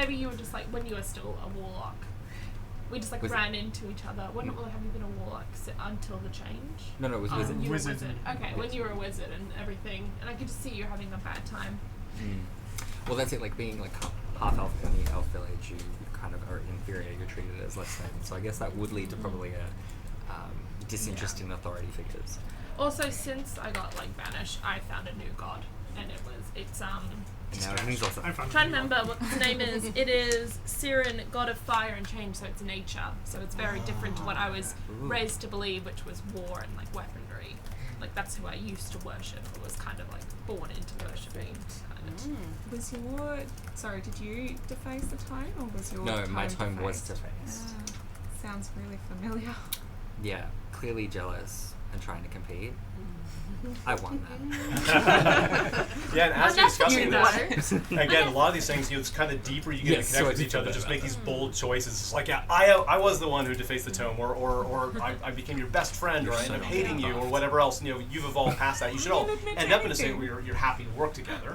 You know, I don't want to create like enmity among the team, but you can have a It could past be where, maybe a we friend. used to really be enemies, Like and a we friend sort of of yours. become sort of you grudging Like you allies do. here, or I something think like that. Possible half brothers. And these are things that maybe only now in this cave you realize, like, wait a minute, you were in that same alley that same night, and so this might be your moment Trying where to you turn it around. realize that you Yeah. have something in common that you Now never realized you know before. I know. Yeah, why were you That's looking right. at Yeah, so Ah. secrets get revealed and all that other stuff. So this is sort of a dramatic moment as well. I also just feel a connection with these two, having a sibling, you know, being away from them, especially Yeah. with Yuki. Yeah, and that's something And, that like, might be a recurring theme. Envying Buffy Uh-huh. getting to have a relationship with her brother when I have only Right. a few I memories. think maybe we're like after we might be not on speaking terms at the moment. We're kind of parted ways in a bad way. Maybe that makes us feel like, how could you throw away? Yeah. Sometimes this revelation's like you don't realize like you've got your brother. I would love to have a fight with my brother. That kind of thing. That sometimes you hear that in life and it can really change you. Very good. Okay, so we'll move on. But this is just an ongoing conversation. You can do it in Discord, at the pub, afterwards, or just at little sessions like this. We won't always have sessions like this, but I might sometimes have moments. Also, there are times when you do a long rest. We'll say, "Oh, what do you all talk about?" Like each of you can pick something. What do you say to somebody else? What's a question you ask or a statement you make toward somebody else? And you might come back on this. You might say like, "Oh, I miss my brother," or something like that. You could say that to each other. Remember these things. Good way to stay glued together. Okay, now the shards. Now remember, this is your last chance to decide, okay, during this I decided to put my shard on. I saw other people's shards glowing, I said put mine on. But if you say, look, I just don't like this shard thing, I'm not going to put it on, you still have these memories, you still have all the backstory, you still have this affinity for each other, so you get all those benefits, but your shard doesn't actually glow. So this is your last chance to decide. Those of you who do have a shard around your necklace, write down what color it is glowing, the color of that emotion. So on next to where if it is glowing, on next to where it says necklace, say glowing, say red with anger, or glowing blue with shock, or glowing yellow with whatever else. Okay. So just pick a color, anything you like, and write down that emotion. What's the color of perplexed? Great. I was going to say great. I was going to say great. That's great. That's Yeah. great. That's great. And you'll remember this emotion. So there will be times where I'll ask you, hey, if you were wearing that shard, have you recently felt that emotion? Is there anything that happened since the last time I asked that you felt that emotion very strongly? If so, you might find the shard now keeps getting brighter and brighter. Every time you come back to that emotion in your life, while you're wearing it, it gets brighter.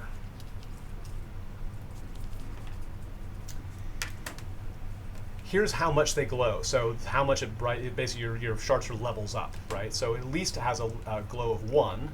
But if you have a memory that has a row in column, has a column in common with somebody, then it gets an extra notch of glow. And if you have if the same memory also has a row in common, like column and row in common, then it glows 2 notches. So just take your best memory there. So if you have a memory that's in common with one other memory, it looks like everybody here has at least 2 other memories in common. They're really nicely tangled up. So that's kind of your motivation for making them close to each other. You've done a great job with that. Yeah. So I'd say that everybody has got their shard glowing 3. So put a little 3 tick marks next to it. You'll be increasing this. You can do hash marks, write down a number. Even if they're your backpack. If you're in backpack, no. So if you're wearing it, say it's glowing as a glow of 3. And you can always, if you can change your mind, you can take it off and put it on, but there'll be times where you have to be wearing it when you feel this emotion. So if you were wearing it, if you decided that's how much glow it has. I don't think anybody here would have glow of less than 3, unless somebody wants to cop to it. 4, I think, on Yeah, the maximum is 3. Okay. Mm-hmm. Yeah, so you Got 10 on mine. Yeah, okay. Yeah, the most is 3 if you have at least one column in common, and then if you have at least one row in common, each of those give you an extra notch. Okay, well done. Got that. Your emotion, you can take your post-its back, your emotion post-its back, but I will take the things you wrote on because I'm going to transcribe them. So you can take your emotion post-its. This might remind you of things. Sorry, thank you. I'll pick these up. If you want to look at these later, let me know. Try not to be, but tough job.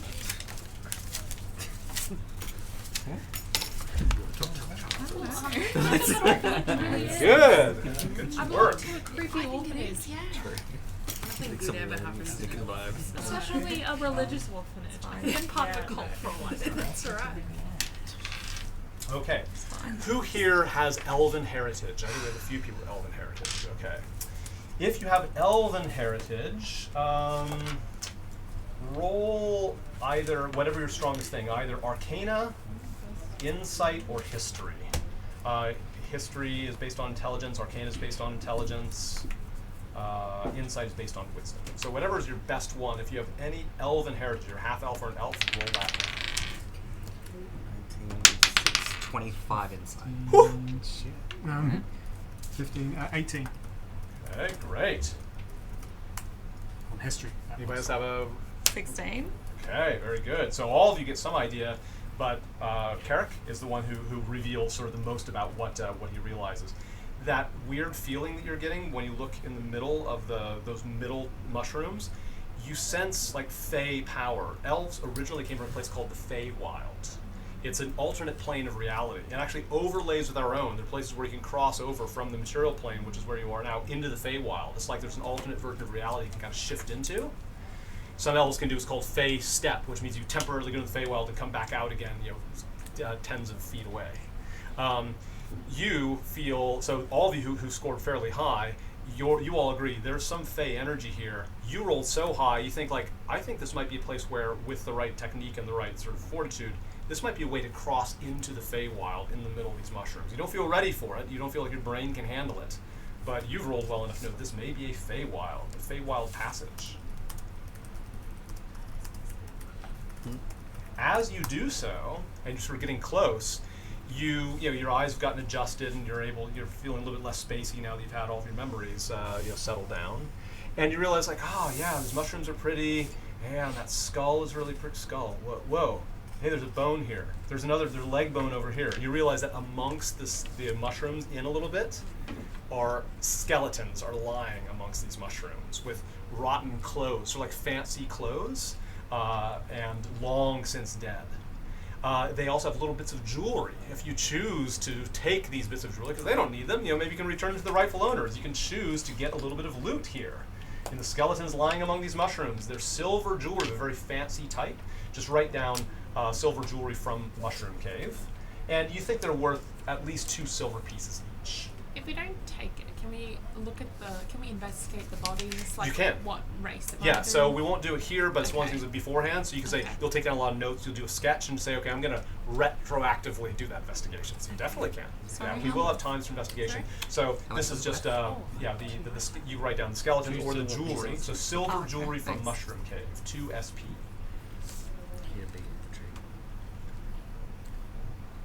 Now, there's enough for each of you to have 2 SP with the jewelry. If you're deliberately not picking yours up, somebody else will say, well, you're not going to take that. Can I have it? So Yeah, one of you I'm can not take. gonna pick mine up because I'm like responsible and stuff. So I'm like, So you're guaranteed. Sorry. Yeah, exactly. Right. This is a Oh choice. my It's a choice. God. So you're Someone guaranteed can to have, get like, an one extra- bit of jewelry with someone 2 can SP. get my extra But if you can convince He's very Tate good. to say, it's but like you yoink. can also insist. You can insist like, no, nobody picks this. Like I a know this is possible mine, but second. nobody is allowed to pick it Yeah, up. I I'm was choosing gonna to keep say mine that. here. I'm gonna Yeah. say no, guys. Yeah. So no. No. No, I'm saying you're saying dibs. That's mine. Yeah, I'm not gonna taking say it. dibs. I'm going to say this is morally unethical. It's already You can choose taken not to it. take it. I Yeah. know. Like a possible sleight of hand. And I Fight can me. control this. Yeah, that's the right. one Yeah. thing So I it can is do. your jewelry. You're choosing to keep it there. Yeah, exactly. That's I fine. mean, like, Sid is very morally ambiguous, like he's got different motivations, and I rolled odd, I take it, even I don't. So if you want to persuade me not to take it, I won't take it. I Well, don't no, know you that don't well, get I'm to- just going to let you go by. No, so she has autonomy. So she's allowed to make sure that you don't take it. So Okay. it's sort of adventurer's agreement. Like She has the rights to it, and she can do whatever she But likes with it. that's mine. She can keep it there You on the can do ground. Do I need to mediate between Yeah, the two? I'm- of you? But if you want to convince her, then it's her choice whether she gets it. But to wait a you. minute. And you can solve it with dice, but she has to agree. Sorry, is this your jewelry? No. Okay. But it's How does their that work jewelry. then? It's her share of the loot jewelry. Yeah, her Oh, share. so Like, I took yeah, you yours. counted the Just jewels. you all that got come one. in. I Each don't of us think can I each of us have get mine. one bit of Sign jewelry. up, She's whatever. choosing to leave her So bit of it's jewelry your in there. choice. It's not. I wasn't taking yours. I was taking. It Puffy's, belongs so- to the dead bodies, Yeah, and she I'm wants just to take thinking hers. could have been really. Yeah, you all have like an important. adventurous Respect the compact dead. about these things that you all fairly split Didn't up we the take the loot. loot You off do the whatever you other like dead with the loot. things? If what you was want it? to do with your loot is keep it I in don't this think I cave, did. that's what she's choosing to Cobalt. do. I'm feeling I really think so. perplexed. Goblin. Is mine like really going? Like, why I would thought you you? were like- Why would you not take Any it? places is glowing. But at least you personally have your own jewelry of 2 SP. I'm- So everybody comes away with 2 SP jewelry unless you can convince some people leaving behind to give it to you instead. It looks like that the answer is no. So those of you who chose to have that jewelry. Okay. Wow. Sorry, Didn't expect it. re-yoink. I've got like a really bad perception. So if you want to try and steal it off me, then just go ahead. Try. If it's consensual, and like if you agree that both of you, like if you are cool with her taking your jewelry and Yeah. Dice deciding to feel free, but you have to agree to it because Yeah, it's technically. I mean, if you want to try and steal As it a off player, me, it's your then jewelry. if you want to try and Oh steal no, it off no, me, no! I don't want to steal it. I was getting just into making. I was just passing just comment. perplexed or something. What's going on? so Once you're just again? commenting but not Have you actually spoken trying to do anything since the about the comments. mushrooms? Yeah. Hey? Have you spoken since the mushrooms? Would you say? Yeah, was the last thing that you said like I'm standing over here told you so I haven't. like before? Yeah, that was. Are you still they were my silent? last words. I am still silent, but I have like a stream of consciousness. Oh, So you're I just just like looking want at to me make in a judgment, comment like, that's it, yeah, not actually Yeah. saying I kind of felt invasive. What just happened? Interesting. I'm just okay. yeah, I just want to comment that like, oh, I guess we kind of know each other a bit better. Yeah. Sorry, I pried into all your memories. Good. Yeah, this is great stuff. It's great to have sort of moral disagreements or different stances on things. What makes for an interesting party. Good story. Okay. You go back to the Kobold Cave. Now your shards, so at least a few of you, there are only a few of you need glowing shards to get to the next step. Some of you do. I assume, at least, how many people have a glowing shard around their neck? Just raise your hand. Okay, great. So yeah, enough of you do to continue. Very good. Back to the Kobold Cave you go. It's all back as you left it. Now, when you go back to the silver keyhole, you feel that affinity much more strongly now that's glowing. And who do you think would be the bravest one to say, okay, I'm gonna be the first one into this crack? Who's first? Yeah? All right, Kosef steps up, and you see Kosef, when you walk close, it seems like the crack straightens out and gets very wide, like a corridor, and you just feel like you're walking through. From your point of view, Kosef like flattens like a paper doll and sort of becomes crooked like the shape of the keyhole, and just still sort of walking, but like a paper doll into the crack. And you can go in a little bit. It sort of winds a bit, it goes at least 5 or 10 feet. So you just come back out, and you're totally normal sized again. It's like, in, out, hey, it's all fine. Those of you who say, well, how do we get in if you don't have a glowing shard around your neck? Dak advises you can hold hands with someone who's got a shard around their neck, and the same thing will happen to you. So as long as enough of you have glowing shards, you can sort of form a bit of a daisy chain and hold hands as you go into the crack. If you're still leading, you can lead this daisy chain of your adventurers. Go ahead. Your first one? Okay, so Kosef in the lead. Again, normally if I really wanted to make you feel nervous or if it was really important, if we had plenty of time, I might do what's called a marching order. We're not quite that advanced yet, but we generally when we're going into areas, say, by default, here's the order in which you sort of travel, and that means if something attacks you from the front, I know how to pick targets, or if they attack you from the back, or, you can't see because you're in the middle, stuff like that. So Kosef in the front, some of you sort of scattered through, you are going through this crack. Now, again, you all have autonomy, but you should stick together as a party. Anybody have a huge problem with going into this silver keyhole together? No objections? Okay, so through you get. Straight into a battle and we'll die. It gently winds a little bit, but you're generally going north, maybe like 10 or 20 feet. And to you, it's like you're just walking down a corridor. You see first a room which is opulent. The first thing you notice is the smell. It's got this beautiful, sort of beautifully lit cushions of different lights in this room, and it smells very spicy and very smoky, like a real smoke in the air smell. And all of you, it sort of wafts back towards you. And also, it's like a very kind of herbal smell, and like actually you take a big breath, like you get a little dizzy. As you look in this room, it looks a bit like this. Just inspired by it. So you see big pipes, like big water pipes, They have, there's a lot of ashtrays with a lot of burned out, sort of leafy substances tapped down in ashtrays, but some of them are full of little bits of mushroom or bits of sort of leaves in these pipes. And a lot of beautiful cushions, a lot of hanging fabric. You can tell that you're in a cave because you can see there's through little gaps in the fabric. You can see that there's this normal cave out there. You can even see even the ceiling has a lot of holes in the ceiling. Like these caves are all full of different holes and passages. You just sort of notice that there's a couple holes up in the ceiling, and the smoke is sort of slowly rising up towards those holes. So it's not quite so cloudy here. Maybe it normally would be. There's nobody in here. I almost always mention the important stuff first. So there's nobody in here, and there's one door on the opposite side. You think it's a door. It's a huge round metal disc, but it looks like it's on a track. It can be rolled out of the way, but it's closed. So if there's a passage behind it, it's not open. But yeah, a lot of clothes around, a lot of these pipes and things. There's a lot of art on the walls and drawings. So attached to the fabric, about half of it are works of art. You notice that all the works of art are of mechanisms, like a nice painting of a ship or a glider or a kite, or people working in a factory. The other half of them are schematic drawings, like the kind of thing an engineer would use to construct things, with pretty similar different kinds of handwriting on them, but a lot of the handwriting seems to be the same, like maybe notes written on top of it. So you think that maybe somebody's been writing extra notes on top of these old engineering drawings. They're pinned up on the walls in all directions. The cushions look very comfortable. It's very nicely lit in here. And there's also clothes all over the place. There's very kind of costume-like clothes, and just kind of flung everywhere, just all kinds of different sort of costumes and wigs and all these other things. There's also drinks and stuff. There's bottles that are sort of lying sideways. They have some are full, most of them are empty, and glasses and things. So you just get the impression this is a party room for people who really like mechanical drawings or something, that's the main sort of focus. You like drugs and you like drawings, this is the place. Engineering goals. Yeah, you like dressing up. Meets the smoking caterpillar. Exactly. Is what I'm getting. Yes. All right. It comes wriggling out of those holes. So as you're checking all this out, you hear a grinding noise, and the disc starts to roll out of the way. And so you're all in the middle of the room as this happens, and you see the following. A big ocean of smoke rolls out from behind this door and quickly sort of makes the room a little bit dim. So this figure who walks forward, you can't quite see her. You see her silhouette first. She's human in sort of shape and size, and you can just tell, she's got a beautiful gown, maybe a black velvet gown, and she's just really gets her hips just perfectly, and she's got some cleavage, and she's got this high hair, beautifully coiffed hair. And as she sort of strolls forward, you recognize this might be Jop Jop. But before you can entirely see her, as you see her, you see that she's quite pale. She's got tattoos, beautiful tattoos all up and down her arms and some on her neck and face, and a lot of flowers, but also some look like maybe mechanical, sort of bits of mechanical drawings on her tattoos.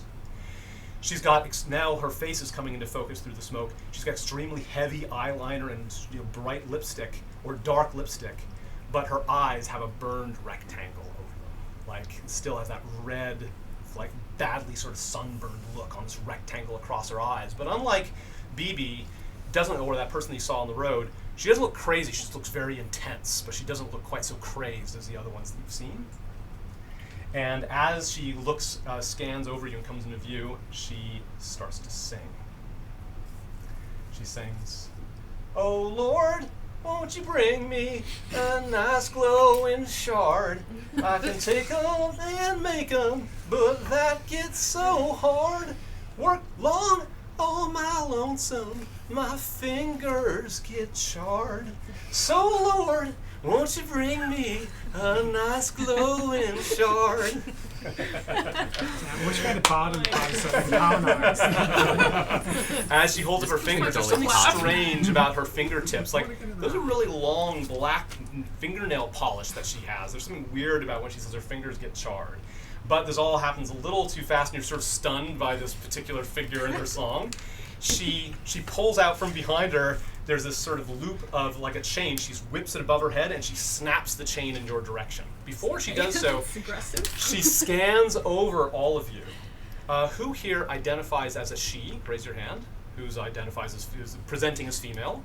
And each of you, who has the highest charisma? I think I do. What is your charisma score, and what is No, your charisma it's score? So I've got a Yeah, 3. maybe I've got a plus like 16. Oh yeah, it's charisma. Yeah, your big number? Yeah, you got +3. What's your... Yeah. Yeah, plus 3. Oh, I see. Okay. No, I've got a plus 3, but that's only saving throw. Ah. Plus 1 normally. Yeah, that's right. Yeah, so not a saving throw, this is your actual charisma stat. Won't give me crap. Okay, all right. Yeah, so she kind of checks you all out too with a sort of smoky sort of look, but you, she's like, she smiles at you, like she likes you dear. especially. So you are not a This little target. hobbit woman. You're not a potential target. I don't know if you're wearing your shard or not, but she likes you. But trouble. out of the rest of you who aren't you, if you are wearing your shard, as written down, roll a charisma save. +6, don't That's they? D20, No, right? +5, It's a right? D20, and add, remember it's in the little box, so that charisma saves in the little saving throw box. 2. Oh, God. 18. It changed. Okay. 18 plus 5, so Oh, no. 23. Oh, okay. Did you roll twice?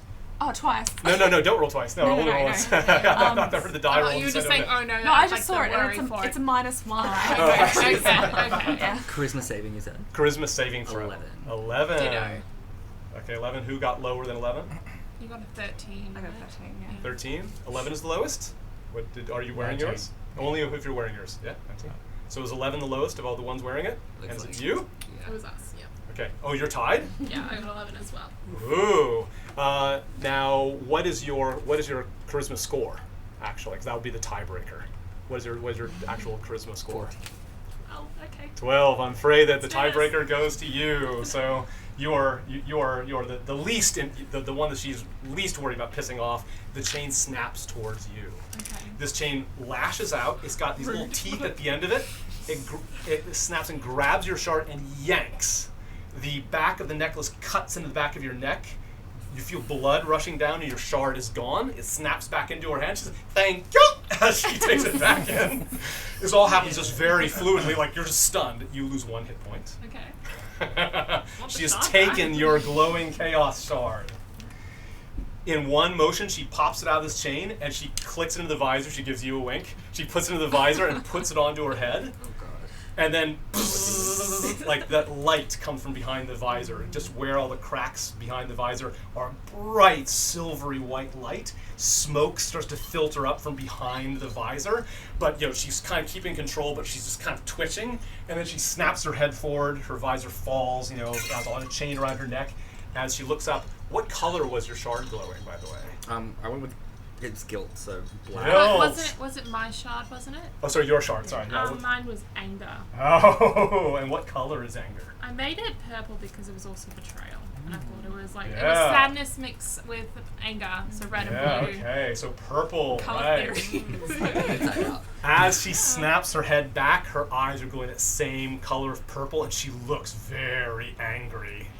But she sort of, she has this look of anger on her face, and she says, "Oh yeah, I see it now. Anger, yeah, that's what my machines, that's what they need to do their job, to help them dig. Yeah, dig it, yeah, you can dig it." And she reaches behind her in the smoke and pulls out and sets down in front of her this sort of spider-like bot we call a robot. It's like a metal thing that has metal legs. It's got all kinds of gears and wires and stuff. You can see it's made of the same kind of machine parts that you've seen the kobolds working with. And it sort of has similarity to some of the drawings that you see up on the walls. This little bot is only that big. In the center of it is like a big hunk of kind of grayish or translucent glass that's got sort of bronze wire over it. And it's just sort of, it's not lit. But she looks at it with these eyes, and she connects with it. She reaches up, and as she reaches up, you get a good look at her finger because the smoke is cleared. Her fingers are bone, like charred black bone that's sharpened to a point. They're not fingernails and fingernail polish. It's just like the flesh is gone and this bone is pointy. She reaches up above her head. She sort of sticks her fingers into what appears the air, and she starts to stretch. You get a very good look at what's happening as a rift kind of opens up above her head. This is like a hole hanging in space. As you look into it, it looks like you're looking into a gigantic room, and if you sort of move back and forth, you can sort of see through it like a little window. It's like a big flat circle, like a little portal's being opened up. Inside this room, inside this space, you hear this clattering noise. It sounds like a million little rocks, like in a tumble dryer, just tumbling around. You see whirling black stones inside this rift that she's opening up. You also see flickers of elemental magic or elements. You see flashes of electricity. You see bursts of flame. You smell that acid and that poison that maybe you encountered before. Cold, like frost comes out of it. So you can see that inside this area that she's opening up is just this chaotic mix of black rocks and elements sort of blossoming and disappearing. Very dangerous looking. A stream of black pebbles comes out of that hole as she's staring at this bot in front of her, and as the pebbles stream towards the bot, they turn that same color, that same purple color as her eyes, and it's sort of almost like a liquid or a light. It goes into the bot, and the bot starts to glow that same purple color, and the bot starts to stamp its feet in sort of angry sort of way. And she's very pleased as this happens. She's like, yeah, feel that, sweetie. Yeah, feel the anger, she's saying to the bot. The bot starts to move around on its own. It's like, it's sort of like stomping, and it turns around, like runs back between her, underneath her gown, between her legs, and skitters back into the room that she came from, into the smoke. You see its purple glow sort of disappearing, and you hear like chop, chop, and you hear like drilling and chopping and cracking of this bot, obviously sort of going to work, fueled by your anger. And Drop Drop's very pleased. She's like, yeah, anger. Yeah, you want more of that, baby? Yeah, feel it. And she turns around, she totally ignores you, and she heads back. The rift that she opened up is now about this big, and you can see the swirling stuff inside it. It drifts a little bit and kind of follows her, and then kind of slows down and stops, so it's still kind of obscured by smoke. And she just ignores it. She just goes back into the room, and she's still talking and cooing to the bot. The rift is slowly contracting, and in the smoke, the smoke is getting thicker as it moves back. There's this, almost like a vacuum cleaner that's trying to suck something up, like this whirling sound is replaced by like a wet sort of thunk, like something fills that hole, and all of a sudden, like all the light is blocked, and this mass sort of oozes out of it and hits the ground with a plop, and it sort of stands up. You see, it's about the size of a child. It's got like arms and legs, but it's just a silhouette in the smoke. And this terrible smell hits you. Smell of just like body odor and shit and sweat. It's this awful, awful smell. And sort of like green sort of fog, sort of surrounding it. It's standing there, but you cannot see its features. Jop has gone deeper into her chamber, back through the door she came. She's cooing to the bot. You hear her talking, she's out of sight. You're in a round room. There's a passage to the north room. The thing that's standing there, another one joins it, like you hear it plop back there, and another one sort of comes up and stands next to it, so you have two or maybe three, while they'll decide to break. They're standing in the doorway. You can't see their details, but each of them in simultaneously, they squat, and this this horrible sort of farting noise fills your ears, and this green fog kind of gets pushed out from them. Starts coming like a wall. Yes, thick green fog coming towards you. So we'll go into the break, and I'll draw all this on the map. Jop is out of sight. Her bot's out of sight. She's back there, but these things are blocking this passage. No, what made you think she was going to help us? Because they told us, go and talk to her. She'll help you out. I mean, the way it was heading, I thought it was as soon as she started singing, I'm like, she's no friend. She seems to be oblivious. She's not even looking at these things flopping. She's obsessed with the bot right now. So who knows what her mind is doing right now. Through this rift, right? Now, normally I would ask, you have a chance to parlay. Anytime you're in a big fight, I say, you can do a group vote and say, we're going to all decide to try and talk to her instead. This is not a chance. I'm just going to have to take that off the table. She is obviously a bit out of her mind. She's far away. She's obsessed with the bot. And these things look hostile, so you don't think that talking to them is going to be any help. But you have to decide during the break, maybe you could talk about it. When you do find Jop, are you going to kill her for what she's done, or are you going to try to knock her out? Are you going to try to persuade her? But you need to get close to her, no matter what. You're going to need to find her before you can deal with her to stop whatever she's doing, which may be creating more of these creatures. High stakes. This is going to be a full battle. Look at your powers, think of your tactics. I'll talk about some things, but this is going to be probably a lot of toe-to-toe fighting. You can't see very far through this fog, so it's going to involve a lot of up-close and personal fighting. There goes my longbow. Well, you'll just be closer than usual as you fire your longbow. You have a chance to fire your longbow, but you'll be closer than usual. We'll probably, I think we have time that we don't have to pair up in combat. We have just 7, only a little bit above that, so I think you'll each have your own turn. But just make sure you take a 5-minute break and come on back. All right, have fun, buy drinks, use facilities, and come right on back. Like you're rolling for an attack, like a d20, but if you're rolling the monster rolls a saving throw against it, it won't. All right, we're about to start. Gotcha. Okay, very good, everybody. Welcome back. All right, so Yeah, so I'll just move you into an exact square. You've got all your chips there. Very good. You've all custom chips. Thank you very much for donating. These two things are the things. Nobody can see them apart from silhouettes until you get close. That fog is quite thick. Let's see. Let me make sure I do this properly. Okay, so this is a big, crunchy, by-the-book combat. Has high life or death stakes. I have no problem killing you. I've restrained myself. This is the game within the game, where it's like a war game. I've given myself a strict number of points based on the size of the party and the level of the party. But now with that, I'm going to try my very best to try to act like the monsters, and that is to kill you. These things are not being Yeah, working together is very firepower, important. sorry. Sticking to your role is important. So remember we learned about role, you know. Some of you have jobs to take damage, some of you have jobs to deal as much damage as possible. Remember, you don't know if this is the last fight of the day. The DMs generally don't tell you that, but if you feel desperate, you might want to use everything you've got, every spell, every ability. But if you're like, oh, I want to have something left in the tank, and this fight is going fine, you might hold back on some of those things. That's part of the tactics. This combat will teach a few new tactics that might be useful that I like to go over when I'm sort of in this teaching mode. Combat versus obscured enemies. This fog that is you're seeing the edge of, and obviously it goes much deeper in. You can't see through the fog very far, so you have to generally be close to your target just to be able to see it. Remember, most of your magic spells are called a target you can see, so it's very difficult to cast a spell on something that's invisible. And things also can hide, you know, both you as rogues and monsters can hide where you've got what's called like lightly obscured, like a light fog allows you to sneak up on people. So combat in an obscured environment is one thing. Melee attackers are going to have quite a chance to shine because you have to be quite close. You know, so getting up close to these things is going to be somebody's job, and all of you are going to have to be reasonably close. So melee attackers might have a chance to shine here, unlike the last fight, which was very much about missile distance.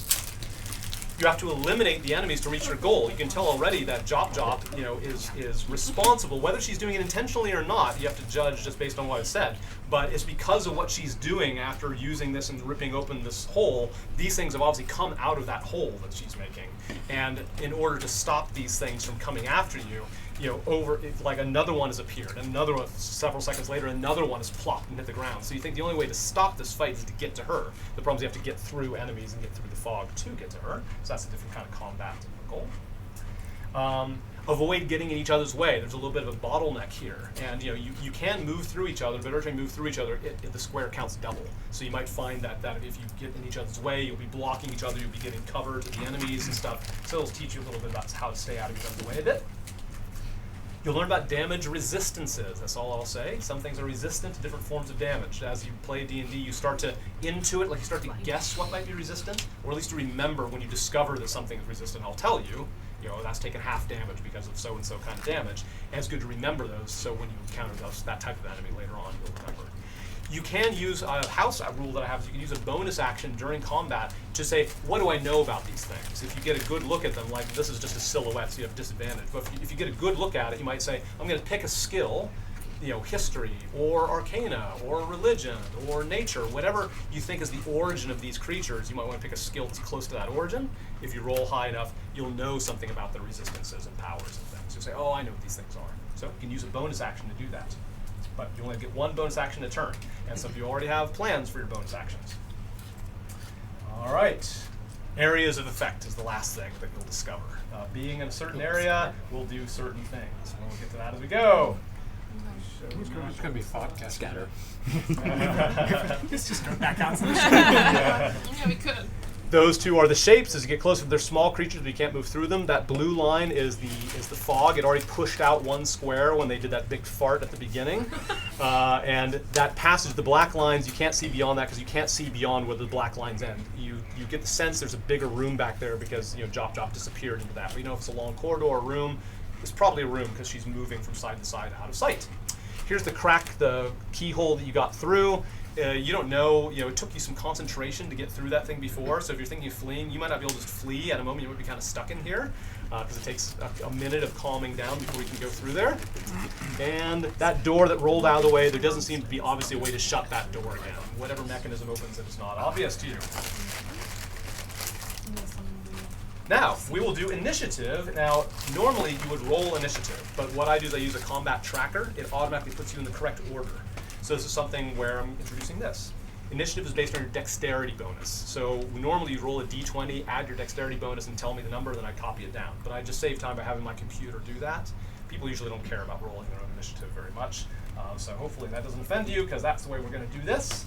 I'm going to put you all into my combat tracker and tell you what your initiative is. Last chance to talk tactics before I get started. So can I like shoot my longbow into the? What are we like? What are we trying to? Yes, There's like sorry, I a didn't gooey mention thing that, in yeah. front of it, isn't there? Oh, that's the fog. Okay, It's it's a just fog. fog. Wasn't So- there something in front of the robots? No. Liam. Yeah, No, so the line of it's fog, You guys yeah. claim Just that Yeah, they the, robots. the robots Squares will, are I'm yeah. just going to attack a robot. Yeah, the robots will not be. I mean, we Might as well do tag anyway team. because If you like, want to stick with the 6 squares, it'll link you.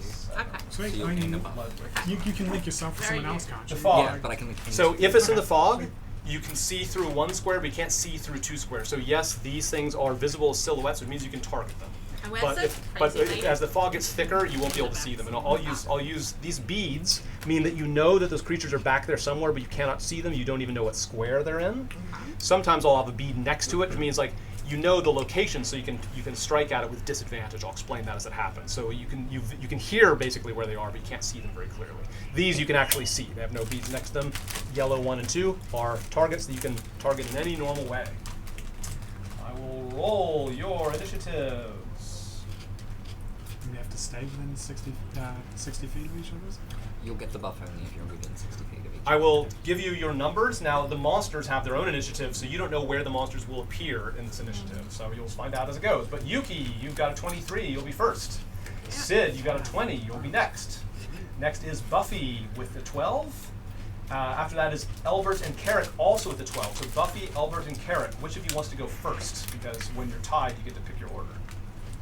Oh yeah, you should go first. Cast plus. Yeah, if you're Yep, going to great. go first, I can buff. Yeah. Okay. Who wants to be second? Me. Okay. And who wants to be third? That would be Carrick. No, No, that'd be Albert. Albert. Elbert. Yeah.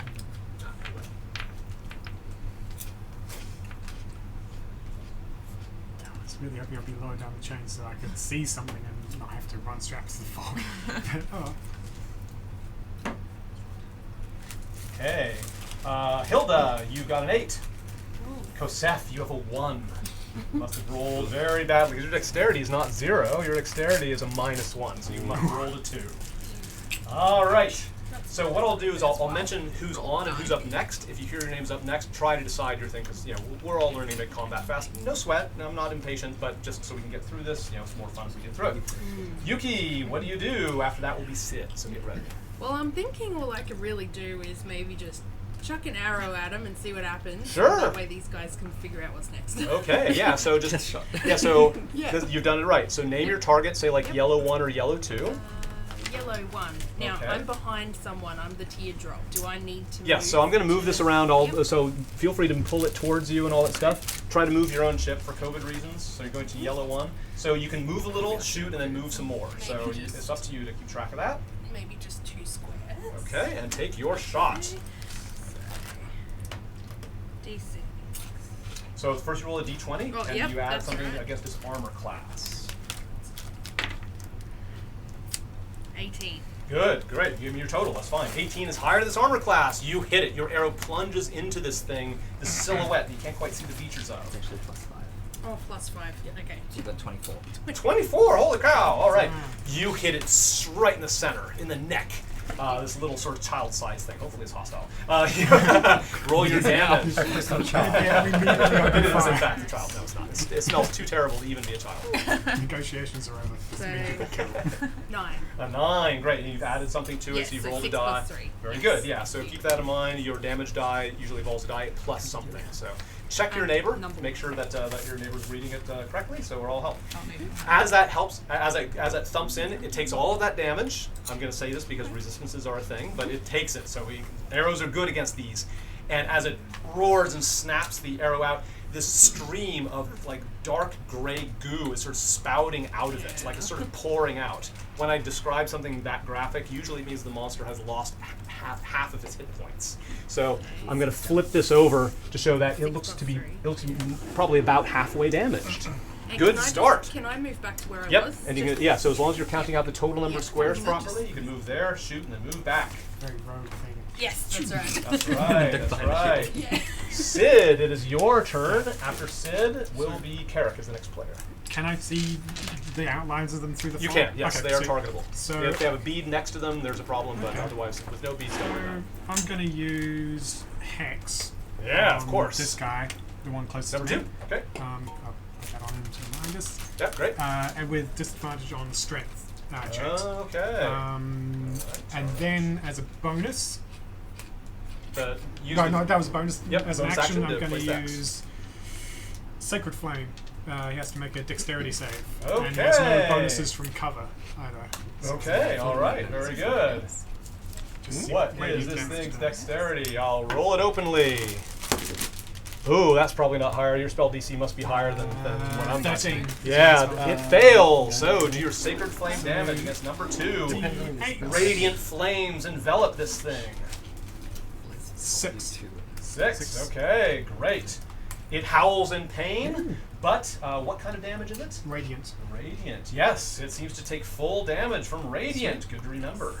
So Radiant does very well, and the flames have scorched it, but does not seem to be losing its integrity. It's not halfway through its hit points yet. So you're getting an idea about how many hit points these things have. Dark object light is going to be hopefully good. So Awesome. Next in the initiative would be Carrick, but guess what? They are faster. So these things are Actually, faster. sorry, I'm going to move up to. Oh, yeah, sorry. straight. Okay, I'm great. laughing. Okay, great. All right. Okay. So, these things, they sort of halfway take a step forward, but like one of them puts its paw out and stops the other one and like pushes it back, and they sort of take a bodyguard stance, and they get into a dodge position. They sort of hunker themselves down, and either they're getting ready to do an action, or they're getting into a dodge position. They seem to be getting ready for something. So that's all I can tell. Now again, as a bonus action, you say like, oh, I want to figure out their intentions. Your bonus action could read them with insight. What do I think they're planning on doing? Feel free to do that when it's your turn. Otherwise, you don't know what they're planning on doing. But they also, they fart again. And this cloud now it goes out a couple squares and starts to fill the room. You, who's this? Who's that? All right. This smells absolutely awful. Now, like as you breathe in, you can barely breathe. You think there's a bit of a problem if you stay in this fog, but you really apparently have no choice. You're going to attack these things. You'll just have to cop it. It is Carrick's turn.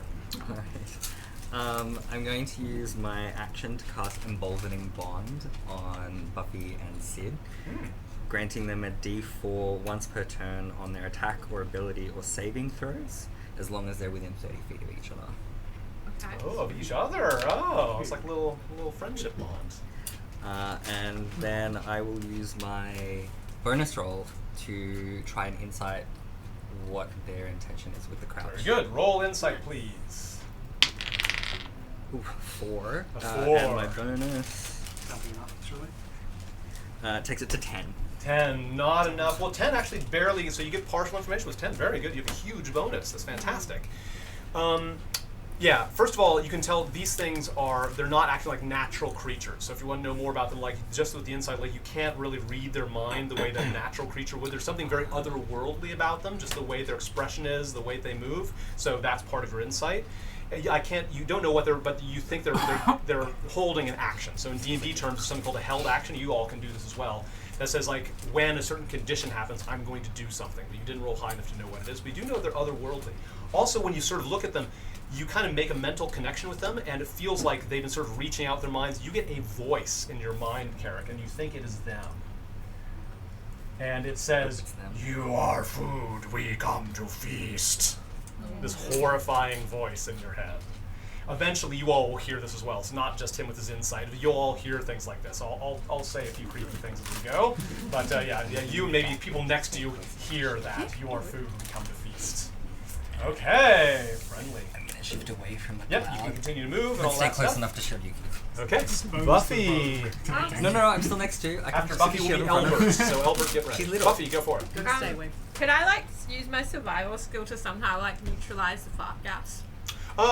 This is D&D. If you use your action, it's quite powerful. So yeah, I'd say that you might figure out a trick to get an advantage against whatever the effect is. If you spend an action doing it, that might be useful information.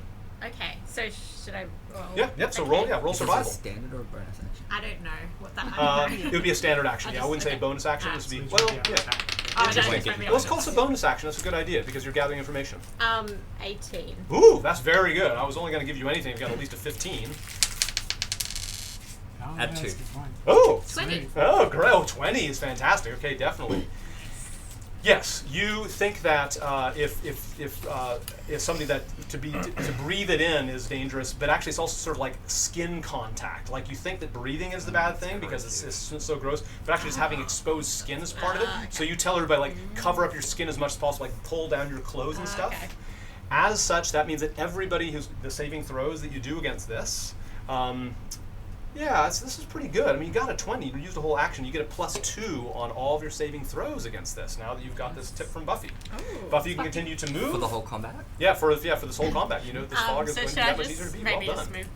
I'll just move back a bit. I'll just Sure. go Yep, like you can there. move. Yeah, that's right. And feel yeah. free to pull the map towards you. Always move back after that. Good job, Buffy. Next is Elbert. After Elbert will be Hilda. I'm just gonna move over here. Mm-hmm. And can I use my bonus to use my investigation skills to see if there's anything that we could use to assist us? Sure. Like a weak point? Or? Like Yeah, about the monsters, about the room. Just pick the sort of an room. object. Yeah, Yeah. about the room. Okay, sure. Yep. Roll investigation. 22. 22. Okay. So very good. One of the most interesting things is the keyhole. You're sure of a couple things. You can't see the door anymore, so you can't investigate because the cloud. Remember, you can't see through more than one square of the cloud, right? So if you're or more than 2 squares of the cloud. So all of you standing, if the thing is not have only one empty square between you and it, and if it's fog, you can't see the thing anymore. So these things, by the way, when that fart cloud disappears, they now you know where they are. Because you sort of know their last location, you sort of got a spot on them, but you have disadvantage to strike them unless you're up next to them. If you come up next to them, you won't have disadvantage. So at this distance, keep that in mind. So that's one thing you realize. This fog is definitely thickening, and it's going to keep coming into this room. This keyhole would be a chance for escape, and you realize that in order to, since your adrenaline's been raised with combat, you have to kind of calm yourself down and meditate for at least 3 or 4 combat rounds before you can go through the keyhole. So you've established this keyhole is not a means to escape. You are trapped in here with these things. Other than that, you cannot see any other way to just. Oh, you got rolled very high. This room is quite well ventilated. You know that if these things just would stop farting and being here, within a couple minutes it would all be cleared. So you would be stuck in a poisonous room forever. But these things are replenishing this fog faster than it's being ventilated at the moment. Okay. But not a whole lot more than that. That took your bonus action. You can still do an action. Don't actually know what to do right now. And these bonus actions you use once per combat. You're using them very well, but you can do just once. Can I cast spells through people? You can. If it's a thing that you roll a die and add to a d20, like spell attack bonus, things can have cover. You cannot see these things, however. From this distance, you have to be standing at least here in order to see that target because the fog is so thick. So all of this is what I said before, and now it makes more sense. If you have a ranged attack, you have to have only 1 square between you and your enemy in order to hit it with a ranged attack. Otherwise, you cannot even see it. Okay. If it's got this next to it, if the bead is next to it, you can fire it where you last saw it, but you have disadvantage on the attack. So you can just get stuck on in there, or you can fire that one, just hope for the best. Rolling disadvantage means you roll 2 d20s, and you'll take the lower of the 2. That's better than nothing. Or you can just run on in. It's up to you. I'm just going to do with the action. I'm not, so. Okay, so which ship are you? The hard, yeah. Yeah, okay. So if you didn't move very much, if you don't want them to additionally have cover, you can sort of move over, move here, get a little closer. Okay. Yep. Okay. And now it doesn't have cover from Kosef. You have to roll 2 d20s, roll them both at the same time. It's a little more fun if you roll both 20s in the same hand. Yeah, you can borrow one if you like. Oh, you got Good. You take the lower of the 2. 5. Okay, now to that 5, you add your spell attack bonus, and we'll compare it to the AC of yellow 1. So your spell 10. attack bonus. 10. Yep, 10. Is 10 enough? No, it hits it, but its leathery skin absorbs the impact. What was it that you're firing? Was it your ray of frost or something? I forget what it was before you fired it. I don't actually pick one. Let's say it was a ray of frost. Yeah, that'll do. Okay, but it does not do damage. It hits a leathery part of the skin. It's not quite high enough. The disadvantage definitely was a problem. That was Albert. Next is Jop Jop herself. You can hear her singing and cooing, but again, she's back there and it's very echoey. You have no idea where she is. You know that she's just in that room. And as she does, it's just, yeah, anger. Yeah, feel your anger. Get that shard. Ooh, you're so angry. You'll fix that anger if you just find the chaos shard. Go for it, little guy. And you hear this plop, another sort of plop sound, and another couple of these things are now in the room back there. So getting to her, once again, you realize, so you know the number of enemies is just increasing back there until you penetrate through and get to the other side and stop her. Let's see what else. Yep. Okay, that is her. At least she's not attacking you. Yep. Next is Hilda. After Hilda will be Kosef. Okay. Hilda's just gonna run for it. All right, Hilda, go for it. Next to the one with the D4. Yeah, go and move your own chip. So is that one has like Yeah. banging That's cast on it? strength Like for that? checks. Yeah. It has disadvantage on strength-based checks. So athletics checks, basically. And the other All one's right. taking Yeah, if like you half shove it, damage. it'll probably get moved I'm gonna back. But if you attack it, I think you still go for Attack attacking. number one with my warhammer. So Alright. it's just roll a D. Is it the 1d8? Just So roll d20 first, Yeah, okay. and add the bonus next to your Warhammer. I'll be comparing that to the AC of this thing. what is it plus anything? Yeah, so next to your Warhammer will be a plus. You'll find that it's your strength plus four. plus your 13. proficiency. 13 total is enough! Yes. Whap! Okay. You hit it. It's not very fast on its feet, and its skin is not that thick, Okay. so do your damage against it. 5. Okay, 5. It takes a all of bludgeoning. that damage. Oh, it does.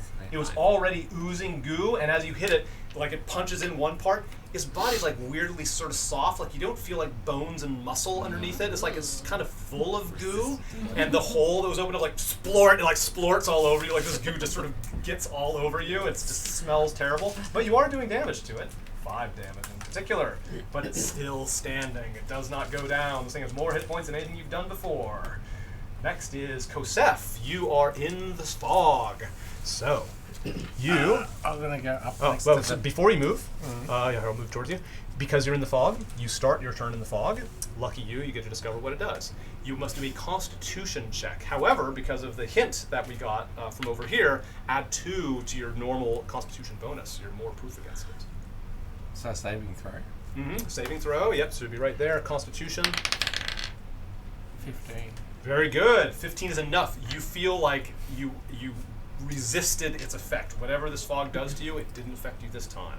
So move yourself, do whatever you like. Yeah, up front you go. Pulling Can out I that big try great and axe. persuade him to do something? Yep, you can use your action to persuade. You can use intimidation, persuasion, stuff like that. I'm It's gonna just- try yeah. and persuade him to stop farting, or get out of the way. Sure. Yep, it'll take your action. So roll persuasion. Now I will tell you the DC is extremely high for this thing. Ooh, 22. 22. Yeah. Wow. Well, that is high. To make him completely stop is even higher than 22. But you make him stop. It's like he's just like. "Rrr." It's like and the voice appears in your head again. So this telepathy says. You make a good point, but but he takes the time talking, so he's not going to attack next turn. He's going to be standing there, but remind me when it's his turn, he's not going to attack thanks to persuasion. You basically sort of stun him, but he's like, she keeps the door open. If you stop her, you will die first. So you got a clue out of him. She keeps the door, jerking her thumb backward. She keeps the door open. If you stop her, you die first. But he is not going to attack next turn. So, did something.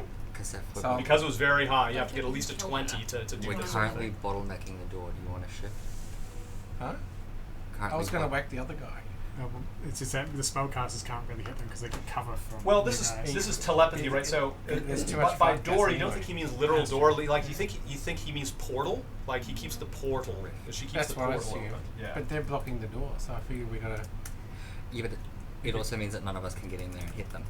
Yeah, you can move. Yeah, so you can. Yeah, that's right. You can hit them from this angle. So if you stand here or here, you can But still if hit someone's them. got a 5 yard They range. have a +2 to their AC, so it's still fine. Yeah, attacking diagonally is still fine. but because the corner's in the way, they get a +2 to their AC. It's called cover.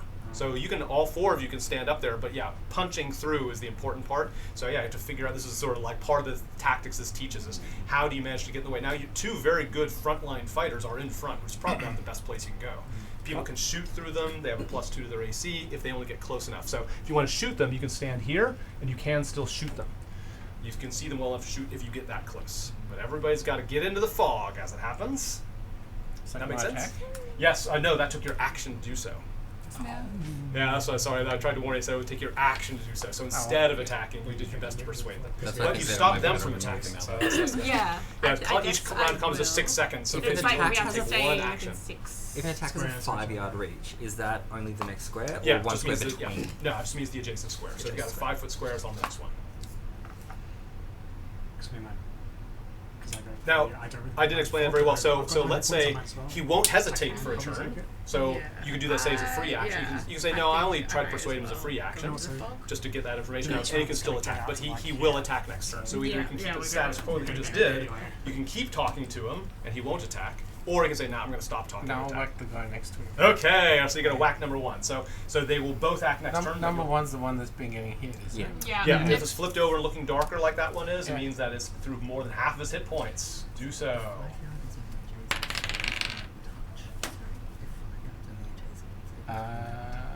18.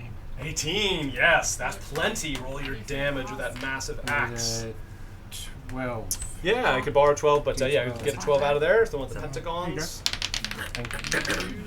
It's like a mini one of those. You get to add 5. something to it. 5. 5 is enough. It kills it anyway. It was already very damaged by our compatriots. Good job. Bam, down it goes. As you slice it, like your axe goes through it a good chunk, and like a big piece of it falls off. A couple weird things about this. One is that it's like all goo inside. It might look like it has sort of muscles and arms and bones, but it's just like undifferentiated sort of different colors and thicknesses of weird colored goo inside. This is not a natural creature. And as it falls, its entire body just dissolves into goo, spreads out like the goo that was on you.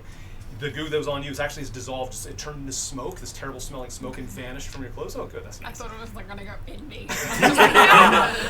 And the puddle that it turns into dissolves and turns into this weird fetid smoke, and there's nothing left behind after it falls, several seconds after it falls down. Weird stuff. But that passage is open. Now you still have your movement action. You can choose to go into that room. However, you'll be going in alone with a lot of enemies. Me? Yes, you can. Oh, Because for sure. you can move after your Charge- attack, but you I'm can charge charging on in. in. I'll follow you when it's my On that turn, yeah, exactly. So if you want to coordinate, like, yeah, we're going in. All right. How far can I go in? So as you go in, you can barely see in front of you. Like the smoke is thick enough that roll quickly a perception bonus. Based on your perception, I'm going to decide how well you do. So. Not very well. 5. All right. You go running. Oh, no, the other one. Yeah. The other one? Yeah. So you dodge over here. Okay, you step here. Now, you realize that this thing is not following you. If you move out of its range, it could get a free attack of opportunity against you. But you can tell already that this room is open. Do you keep going? So you'll get closer. You don't know where those things are. You get closer to dropping your targets, but this thing will take a free shot I'm at going you. to head to wherever I think Chop is. Okay. Your perception is not very good, so it is too late by the time you run into this thing. Bam, you run into it. So these things are distributed, you don't know where they are. You run into a demon. While you're looking for Jop, you've got a demon in your face. And that is now your enemy. But it hasn't done anything. It's just been it's been moving around. So now you've got an enemy in your face, but you're getting closer to your goal. In you went. Good job. That was Kosef. And of course, it's all fog. Everything past this line is all poisonous fog. Yuki, we're at the top of the order. Yuki, and then after that will be Sid. So get ready. Alright, so I'm the teardrop. I think I'm gonna run in and try and slice Yeah, go ahead and the move one yourself. that's left and then run back. Sure. Oh, Yeah, so count your squares because running Oh, back yeah, will be a so- very close call. was I there? How Yeah, many you're there. squares can you move? Yeah, 6 you're next to total. me. The halflings. Oh, 5 total because you're halfling. Five? Yeah, 5 total. Yeah. Ooh, that's your Like problem. 5 each time, like. We can move 6. 5 total, so you could do like 1 fight and then 4. You could do 5 and then fight. You could fight and then move 5. So basically, just 5 during your entire turn. Yeah. Yeah. Okay, so you're close enough to hit it. What kind of weapon do you have in your hand? The sword. Short All sword. right, with your short sword, you give it a swing. You can see it and see what happens. Oh god. 9. With a 9, it just barely moves out of the way. Your sword grazes it, but its skin is thick enough that you don't really draw more than a scratch out of it. Does not do any damage, Yuki. You can continue moving. You can move back if you want. If you've got still some squares left. Did you say you want to move back? No, you used all 5. Used all 5 just to get there. Yeah. And if you moved away, so again, this attack of opportunity, if you move out of the threat range of something, it tends to get a free attack at you. You can only do it once. Shocking Grasp nullifies that, as we learned last time, so there's ways around it. You can do what's called disengage. So on your turn, your action can be not to fight, but to disengage, which means you can run away from it and it won't take a free shot at you. So you have a few options. I don't want to overwhelm you with them. I'll try to mention them as we go. But it's mostly just play and learn. But you did your best, and you're up there as a rogue. Remember, you get sneak attack damage. You've got a friend next to you, so if you would hit, you would have done a lot of damage. So it was a good tactic. Next is Sid. After Sid will be the demons, or these things. Right. So if I Whatever get they are, they're not earthly. So if I want to attack it with a ranged attack, it needs to be one of these squares. That's right, yeah. You can have only one empty square between you and it, or else you just can't see it. Into the fog.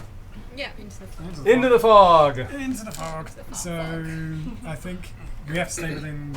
Is it 30 feet of each other? 30 feet, 6 squares. 6 squares. So You can break apart, you just won't get the buff if you do. yeah, I think that's still.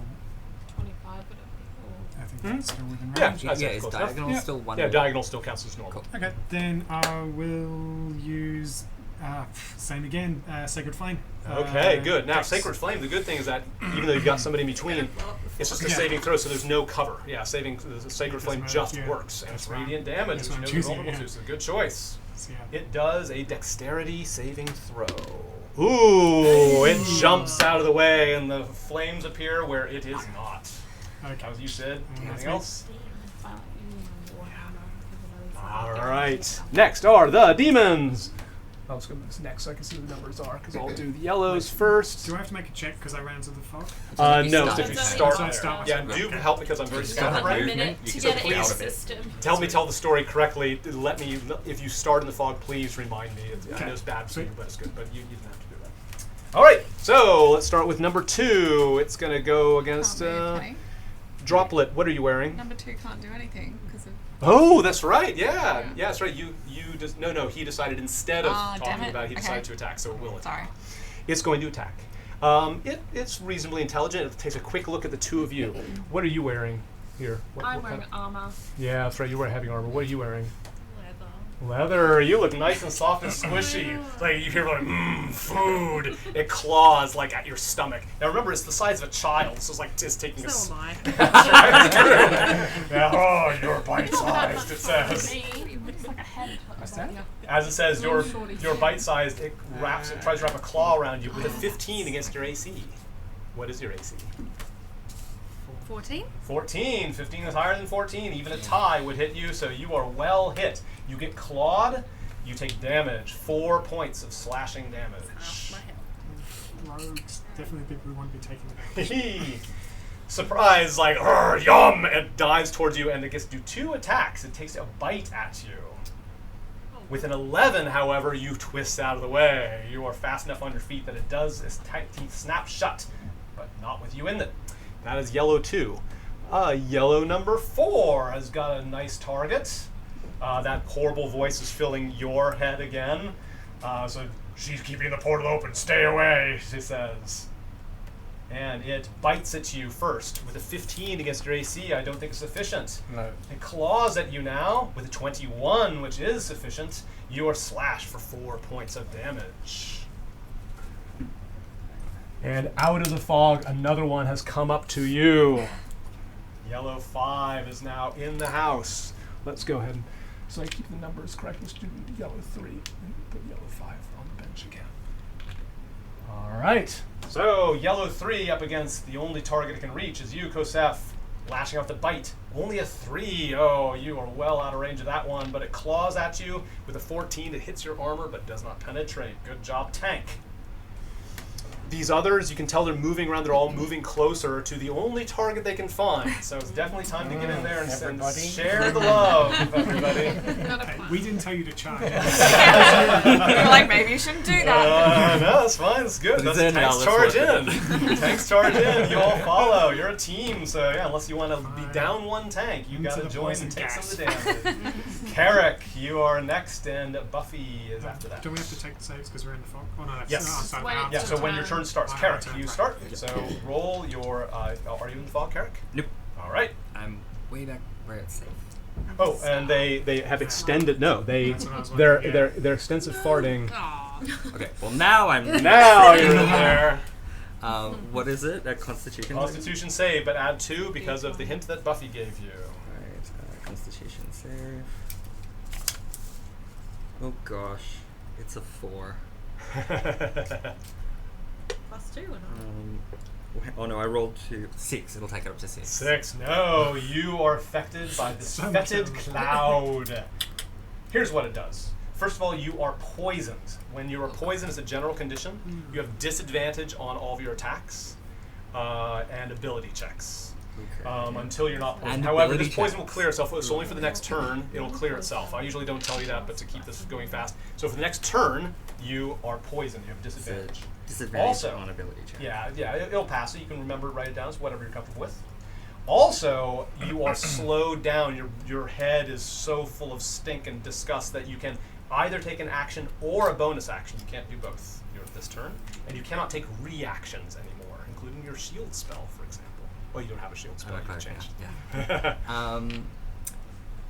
So disadvantage on ability, so I can still cast spells there. Yes, if it involves a saving throw, it's fine. But if it's a spell attack, anything that rolls d20s, you have to roll 2 and take the lower of the 2 if you're rolling d20s. Alright, well I'm going to go ahead and use Bless still. Ah, very good. Okay. So bless are creatures you can see, I believe. It just says within range. Oh, good. Okay, that's one of the spells that does not say that. Good job. These things And it's matter. at 30-foot range. Yeah, good. Okay. So you can move beforehand before you do it. So get within that range. They have to. Or you have a few creatures. So move, pick your creatures, and do it. I'm going to pick Yuki as one of the blessed targets. Mm-hmm. I will pick myself as one of the blessed targets. And you're in the cloud too, aren't you? Yeah, I am. I will pick Sid as the third blessed target. Thank you. But I'm already getting your D4. They stack. They stack. Oh, sorry. Yes, I believe so. They're 2 different spells, so they both Correct. have benefit. Yeah, Fair nice.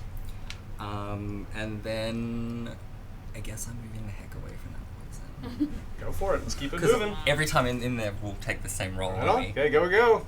Gotta keep combat quick. All right. I only speed you up because It's going in the wrong it creates a bit of mayhem. You're going the wrong way there, Carrick. We'll deal with that poison, eh? All right, but bless is still maintained. Now remember, it's concentration. Every time you take damage, you might lose it. Buffy, it's you. After Buffy will be Albert. So can I like dash? Yes. So there? it takes your action. So you can So I you can move can't- twice as far. So Right. dash is something that doubles your movement speed. But But I that's can't- your whole action. I can't attack. You can't attack. No. Okay, At well, level I'll 2, do- you will be able to, by the way. So Oh. rogues at level 2 as a bonus action, you So can dash. and then so I still have your can action move bonus. like how many squares? So if you want to do nothing but run, yeah, you move 10 So I can- squares total. So count them all out. 2, 3, 4, 5, 6. Can I like go through that? Does that something? Yes. So you can go here. So we'll say call that 6, 7 because moving through a person takes Yeah. 6, 7, Yeah. 8, The 9, mines. 10. Yeah. 9, 10. Okay. Yeah! Hey! Good If you wanted job! to use an attack, though, you would have 2d4 being added to your roll. What? Sorry. What? Like Sorry. you'd be getting 2d4. Well, let's keep momentum We've going, got okay? the- And afterwards, you can give advice, but I think it's a great move think we because all what you're need doing to is move sharing at the this damage, and position is very important. So let's keep it moving. Okay, good job, Buffy. You're in the fight. You are now a target. Congratulations. Next is Albert. After Albert will be Jop Jop.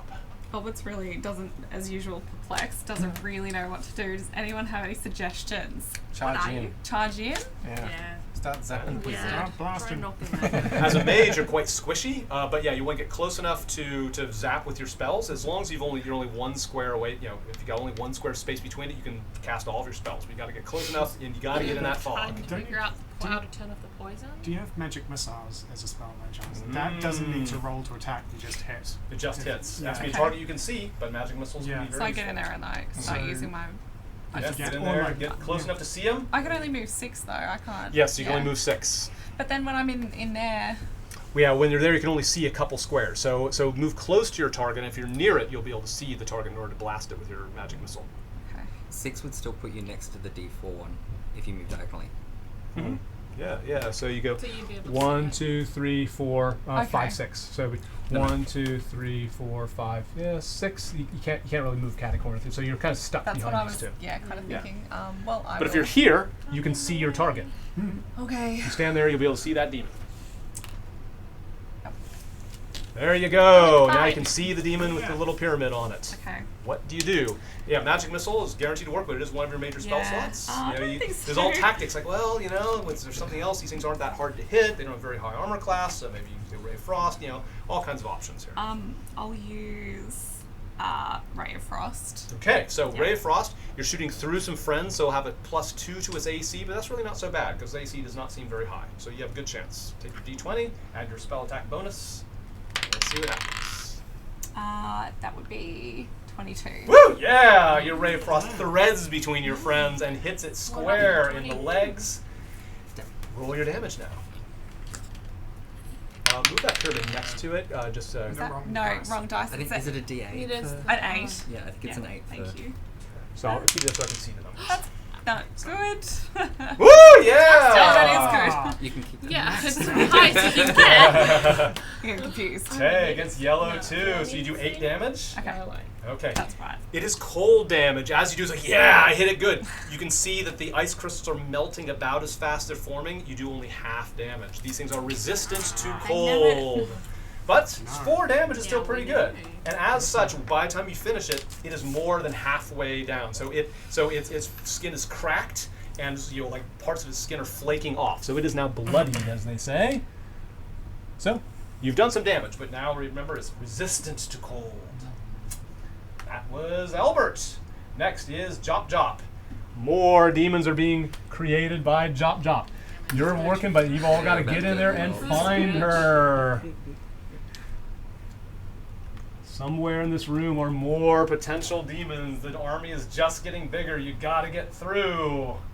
Next is Hilda. After that would be Kosef. Okay, I'm gonna move Yeah, sorry. can you move 2. that?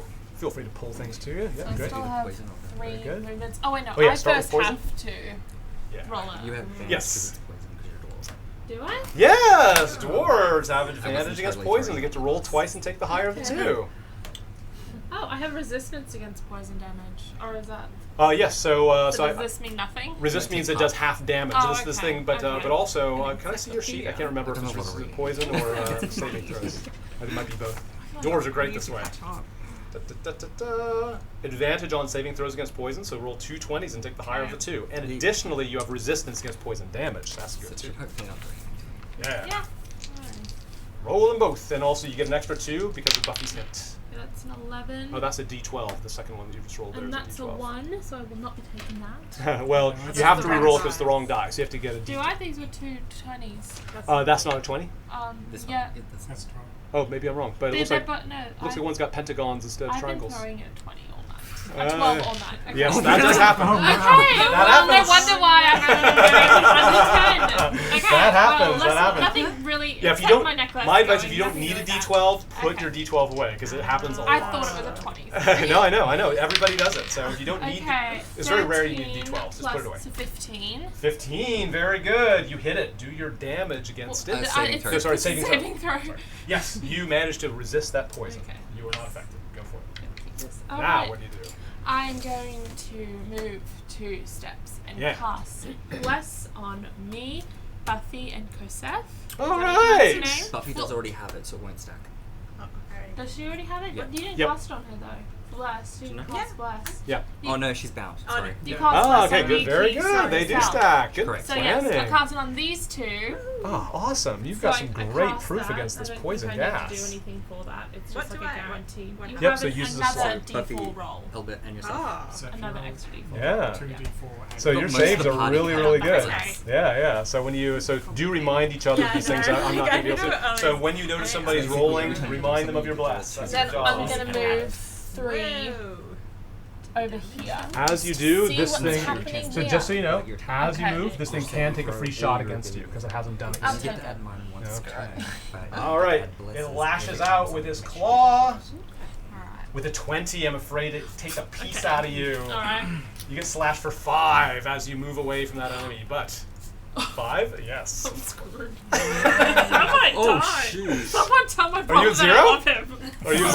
Someone find We him. have to find him first. Are you 0? You didn't have much of an idea of a backstory than me. You go take it. Are you 0 yet? No? I'm at 2. You're at 2. Oh dear, dear, dear. Well, Can you cure wounds on yourself? I might yes, have you to can be cure greedy. wounds on yourself. Sorry, guys. It's Now, not greedy. It's for the good of the those of you team. who cast spells, now this is where the number of spells you have left becomes quite important. So does got anybody 2 need? more. Yeah, you've got a thing on the very back of your sheet if there's a place Yeah, to track I the had spells you've 3, cast. and I've only done Good, 1. that's right. You're just on your honor to do it. Just start tracking it. I'm not gonna catch you if you don't do it. Oh, So you just can do cast it. 2 on one day. Sorry, so I've got 1 more. We only have 2 spells. Alright, you still got spells? I've Alright. cast Bliss. That was Hilda. Spellsy, Next is Kosef. Kosef, it is your turn. After Kosef will be Yuki. So get ready. Can I like use perception to try and work out where Chop is? Yes, so what you do is you just choose to move in the direction you do. Your perception basically tells you whether you find her or find another demon or bump into a table. So I'm just kind of keeping But I that can't straight. like listen out for where she is or whatever. Yeah, basically you do. So if you do, go and roll perception. That's fine. And can I like, what was it, disengage? Yes, so if you disengage, yeah, the only way you can really do is perception. Is sort of like with echolocation. You have to commit to moving, then you'll roll perception as part of your move. Is like just the way I do it in this particular fight. Yeah. And if you do particularly well, you'll find what you're looking for. That better you do. So yeah, disengage means nothing can hit you, and you're gonna start running for Jop. Basically does the same. Ooh, not bad. What's your perception bonus? 18. 18. Very Yeah, good. that's one. I'll be on the default, please. We're buffing. Okay. So Kosef, you've disengaged. Which one are you? This one? Yep. All right. Let me figure this out. All right. You get about this far. You now have a pretty good idea of where she is, right? So now I'm going to just put the bead next to her so you know you're getting closer. So now you can actually hear her and you can see the glow of the bot well enough. But unfortunately, you can see that she has a couple bodyguards on either What side. kind of bodyguards are they? They are the demons, the same weird creatures. Yep. So they're there as well. However, this time you don't bump into them. So as you move close, I'll move this whole thing a little bit further. So your perception is good enough that you don't bump into them. You now know where they are, but you've bumped into some tables and you've gotten close enough, so at least you know where she is, but you cannot engage them. You can reach one of these demons there, so you can move just far enough to attack one of the demons, but not her. You can also go back to this fight, so at least you've located her, and you can tell people what direction to go to find her. So Can it's I your like yell choice. out? Yeah, you can yell out and just basically, yeah, that's fine. Over here! Yeah, that's right. Yeah, so everybody shares this information. It's weird. You can almost see through each other's eyes. That's something that you're sort of noticing now that you spent some time together. Like since I don't know if it was. Yeah, maybe since the mushrooms. Can we trust that vision? Yeah, you all have a vague idea of kind of what the other ones are seeing and maybe even doing at all times. It's sort of like a dream-like thing. So just you don't have to excuse why they know where things are. Because you know it, they sort of know where Jop is. But it's a little too far to get to, and there's tables and stuff in the way, so they still might bump into things on their way there. But you're getting closer. Your choice now, Kosef, is to continue and get next to those bodyguards, and of course you'll be out pretty much on your own with a lot of demons might be coming at you because you're after But I what can't attack them, can they're I? guarding. You can attack one. You can attack one of those two, or you can go back and join this fight to help out. I'll go attack the one closer to me. Closer to you, are you going to go back or forward? Forward. Now forward! Kosef, into the fray. So you can barely reach that one by going around a couple tables and consideration things. for anyone else. Well, we're going after the target. Thank you very much. Yeah, like, it's only with the blue. Go ahead he and goes attack that again. one, Kosef. This side It's of it as not well. here. Not Woo! here. Yes, Like, the I'm high not roll, here. Kosef. What is that, Brown 4? Yeah, do your damage. Roll your damage. What's So it's D12 on that one? Mm. And then That's you not get to 12, do is a it? D4 as well. I've had a D12. Yeah, I need one. We all know that. Everybody else should be planning on get in there. You've got all the Okay, enemies. here's a Thank D12, you. and then you have a D4 to roll after Curse to of add on. Bless. Do I? Yeah, You didn't say I just told It's you. not Is that because of the you bless? blessed Buffy. The bless and doesn't then increase Hilda. damage, I don't think. No, I blessed Buffy, Um, Kostoff, and myself. Yeah, bless. Twice. Albert's in the back. This is the Attack hardest. roll. Sorry. Is that a 5? That is a 5. It's a terrible die, isn't it? That's Yes. a 3, actually. It's a Yeah, that's- 3. What's The the 3 other plus your better strength one? bonus. 6. All right, 6 slashing damage. It takes all of that. Is it plus? Is the attack bonus added to the D20? No, so you or- add that to the D20, Right. and you add that to your Plus to your 6. D12. Yeah, Yep. because that is your strength plus proficiency. This is just your strength. That's Mhm. where the numbers come from. But you've done some good damage. 6 is a good chunk. You rolled that D4, but remember, bless only affects your attack roll, not your damage roll. He has Okay. a much better 12. Thank you. Ah, very good. Kosef, in the thick of it. It was your turn. Did you roll for poison beforehand? No. Okay. Well, roll for poison. Is Which the one's poison in that? the back or is it Yeah, just sorry, in the it's front? only you. It's everywhere. Oh, Yeah, so no, everywhere no, is a D20? D20. Yep. Because I was like, it doesn't make sense. Good. that You it's save against that. radiating, You can but add your only Constitution. forward. Dang it, I'm Buffy's screwed. bonus too. Okay, Poison great. again. Buffy's bonus, by the way, has worn out. So each of you can do it once, but now your clothes are getting soaked with this stuff. So at first it protects you, but now once you've used it once, you can't use it again. It's only useful for that one thing. So that +2 is going away. Maybe somebody can do another action, but yeah, now your clothes are soaked with this juice. So Seth is in the middle of all that. Yuki is next. After that will be Sid, and let's keep this moving. We're moving fast now. Alright, so I'll take my damage for being in the Roll cloud. strength. Yeah, so just roll your Constitution check. 4. If you have bless, You that can might add your apply. D4 if you want to do it. Oh, I would Is suggest it, doing it. is it gonna help? I mean, Everything's if better it's than only, it's if wasted you only anyway. lose 1 though, who knows? Like, what if poison's just a 1? But I don't know. Good What does roll. poison do Just again? good roll. It What doesn't effect take does it she have? out. Does she have a bless on It her? makes us Yeah, just so always bad. roll bless. It doesn't take Oh, it doesn't out. use it up. So just It go uses for it. over and over again. Oh yeah, you have Yeah. it for 2. 2. So that's a 6 in total. So Not 3, good 1. enough, no. So now you know that you need to get an 11, by the way. Your saving Yeah, throw so for this, 3, just to help speed things up. It's a saving throw. So Yeah. So you go 3, the 4, poison 5, is a 6. DC 11, and you know the AC of the demons is also 11.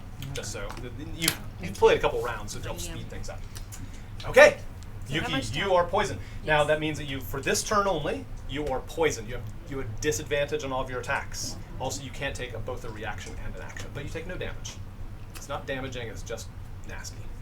So can I sword strike the guy in front of me and then run away afterwards? You can, or you can run deeper in, but it's up to you. Which one are you? The droplet? Yes, the droplet. Yes, go ahead and strike with the droplet. Alright, droplet strike. You have to roll 2 20s and take the lower of the two. Well, it doesn't matter, Good. yeah. It's already a 2. It 3 was is still very not good. enough. No, you swing, but it dodges out of the way. You can move if you like, but getting in there is probably your only chance of victory. Everybody gets to share the damage, share the love. You don't have to, but my advice as a tactician is get stuck in. Because those things are all going to attack somebody, Wouldn't and you running don't want them all past to that attack the cause same an person. opportunity attack? Yes. Well, at least edge closer. Yeah, so you might like if you go around the other side, as long as you don't leave its radius, you're fine. So you can get around to the Okay. far side of it. We'll do that. Yeah, without taking an opportunity attack. It's only when you can get out of that range. Good for you. All right, Sid is next. After that will be demons. Way is Kill clear. demons. Kill demons. Right, Yeah, way we is tried. clear for an Eldritch Blast. All right. Yep, you can see it. That's fine. Yep, sorry.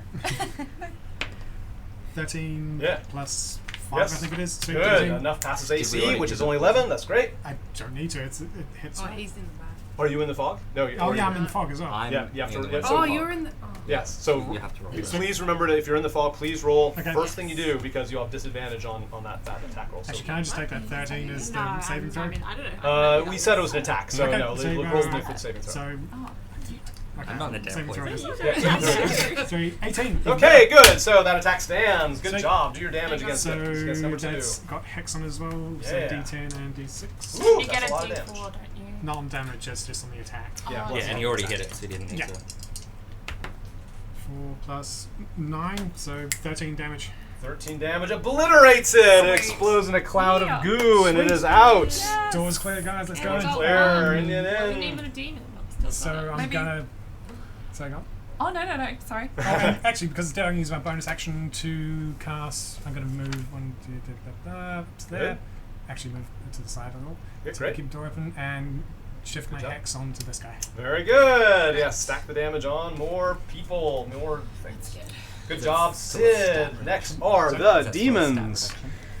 Okay. still got the strength. Yeah, still. It's not a reduction. It's a if it has to make a strength. All check, right, these it things has are to going be to pretty much logically just kind of go after the nearest thing. So this one, number 3, goes after the blue sword. That's you, Sid?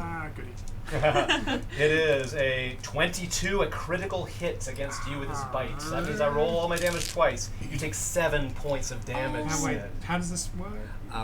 Is there a saving throw or is it physical attack? No, it's just physical damage. I don't think bless or anything that helps. Sorry. Oh. 7. Thanks anyway. What are the numbers on the bottom? So how much was it down? 7 damage against damage. you. Oh, yeah, I see.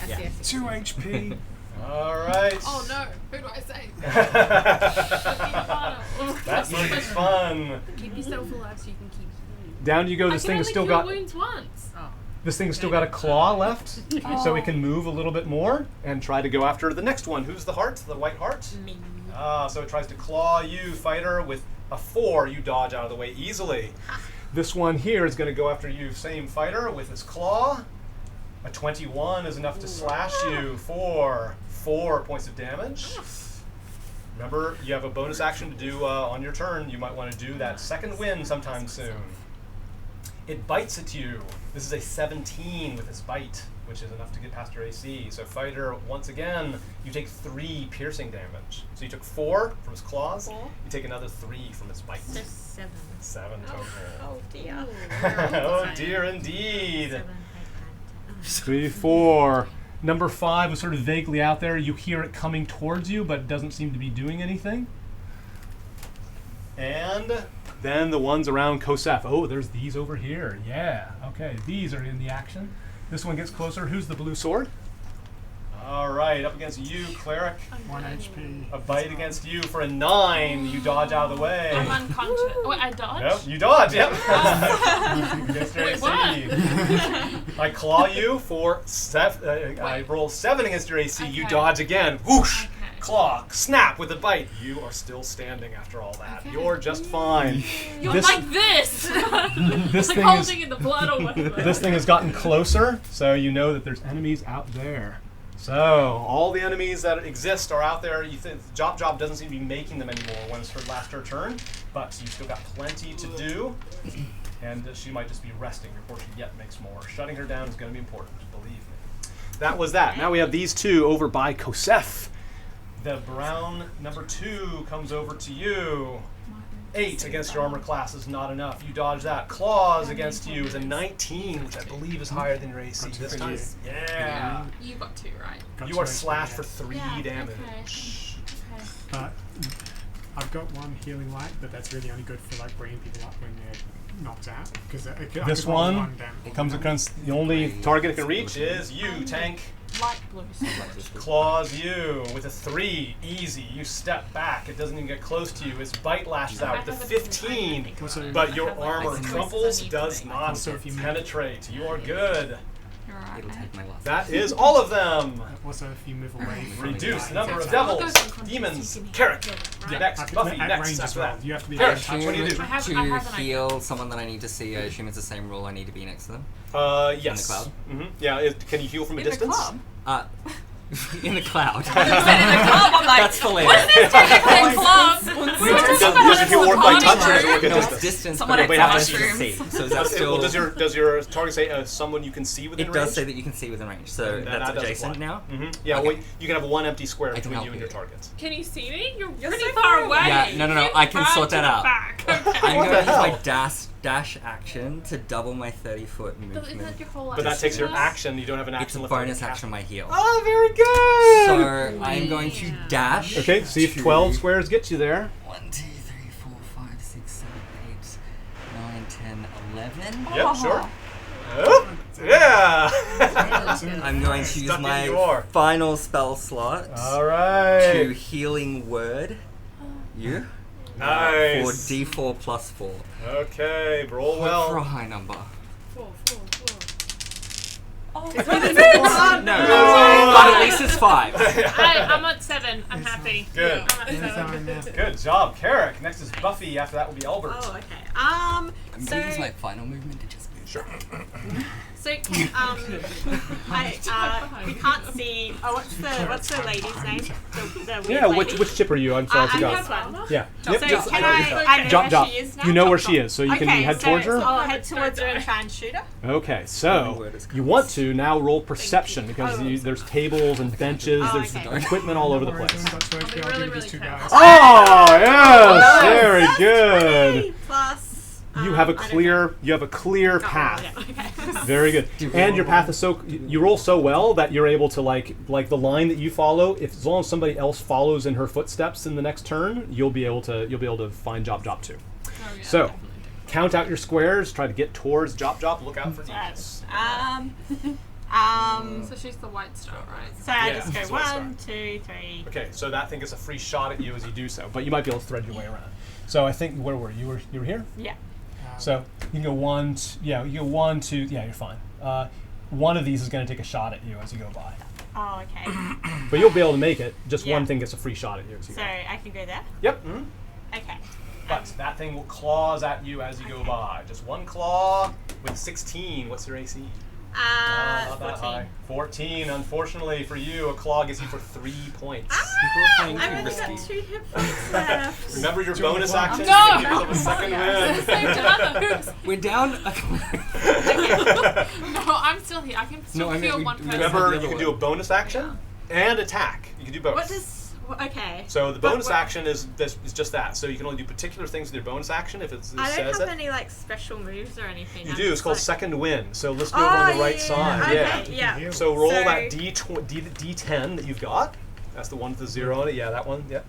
Roll that. You get to A add D10. 1. Oh, that's D8. Oh, It's a 10. The it's 0 got counts for 10. zero that's a 0. Oh, there. That's a weird shape. Okay, roll it. Yeah, roll that and add 1 to the result. 6.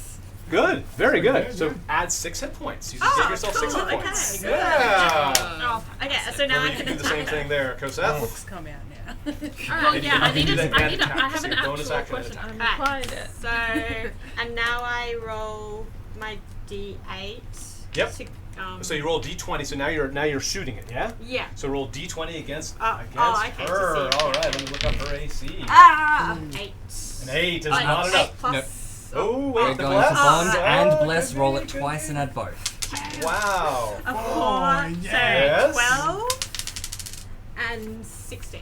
So That 16. made the difference. Like it's like your arrow was sailing kind of like over. Like Wow. she sees it. And she's like, no, man, don't shoot. It's not my fault. And you see her very clearly with this like crackling pour over and demons everywhere. She's like, it's not my fault. It's not my fault. But you know, she's next to her bot. She's still cooing to it. The arrow is like heading. She ducks out of the way, and you swear like the arrow curves, like the hand of God kind of moves the arrow. Do your damage against her. Okay, so this one's an 8. Yes. No? Yes. Yes. Sorry. You guys are within 30 feet, 4 right? plus, so 7. yeah. 7 plus 14. 14. Can I do this No, you're again okay. for my attack? No, that's Okay, not. so Not for the 14, damage. yeah, It's only 14. for attack. 14 is awesome. How did you get 14? What did you roll? So, what is it? No. Plus No.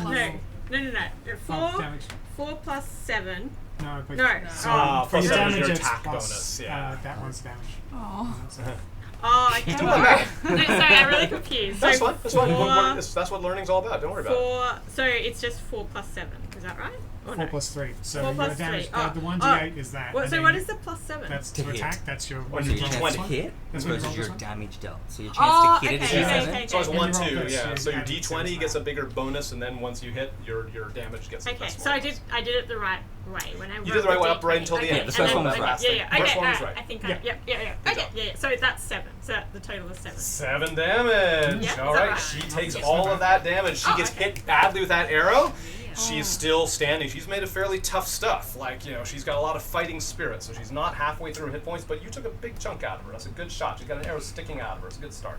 Next is Albert. Then will be Jop's turn, and she is looking at you like, fuck you, she says. So, she's mad. She's so aggressive. It's like she's just too Oh, much. fuck you, man. I'm just a creator.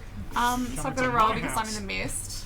So If we kill her, we can kill disappear. That's 9 plus Give her the 2, bless. so 11. Oh, no, This is your Constitution saving throw? Yeah. Yes, you made it. So Oh you have my to just make an goodness. 11. Good for you. Being very lawful I'm not good sure the if bless just would walking help past there and too. kill her straight off. As you roll past those demons, they will take a shot at you, but you can kind of go through your friends. So if you cut through your friends, you'll have 1 square less that you can move. So Okay. Just dodge to the. yeah. So you're sort of juking over to the right, Wait. and that's fine. There? Yeah. Yeah, right. Yeah, you can go there. That's fine. Why right? Because then you don't get hit. You'll get hit only by the. Oh no, still one Because you're range. next to a. Yeah. What spell are you going to use? I was going to use sleep. Ah, very good. Yes. So if you're standing there, yeah, the thing can get to you, but it might get to you anyway. And you can pick a point. Now, sleep is not a point you can see. You know where this is, so yeah, you can cast sleep in the middle of that whole mess over there if you like. It does like a cone. Wow, that's a I good will do.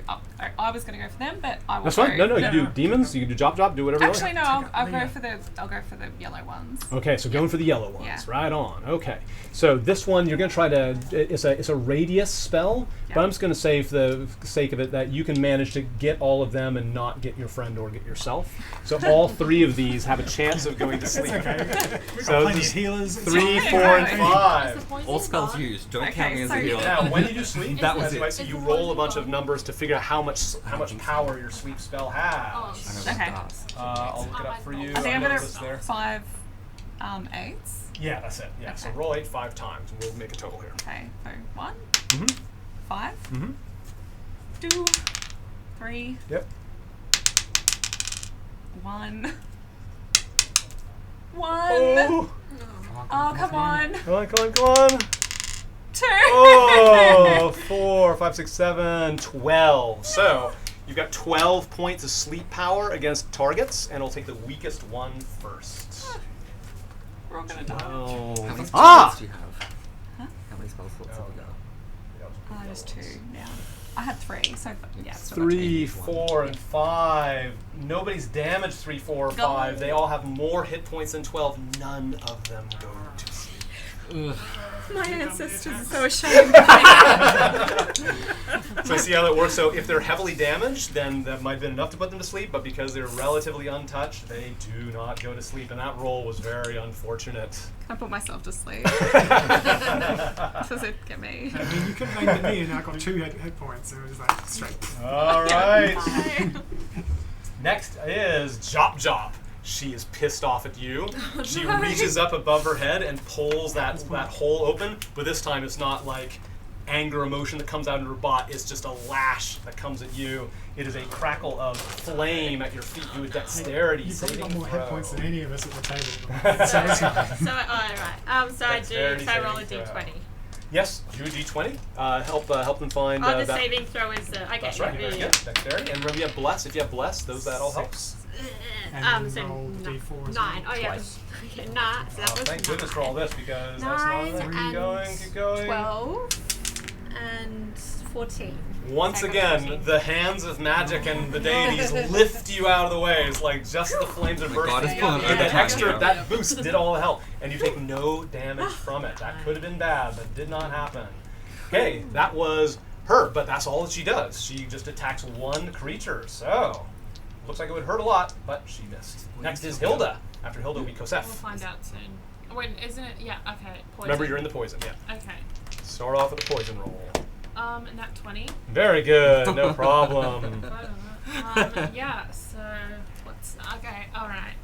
Now you're pretty sure because you can tell when you're close. Like the demons that are next to her, they're all like getting close. They seem very protective of her. Now that you're getting close, the demons seem to be kind of watching her. You think that she's basically in charge. You're now quite sure that taking her out, the demons may decide just to fuck off. Like you get the impression that they're there because she's around. They want her to keep doing her job, which is bringing demons in. It all fits together. Think about it, she keeps the portal open.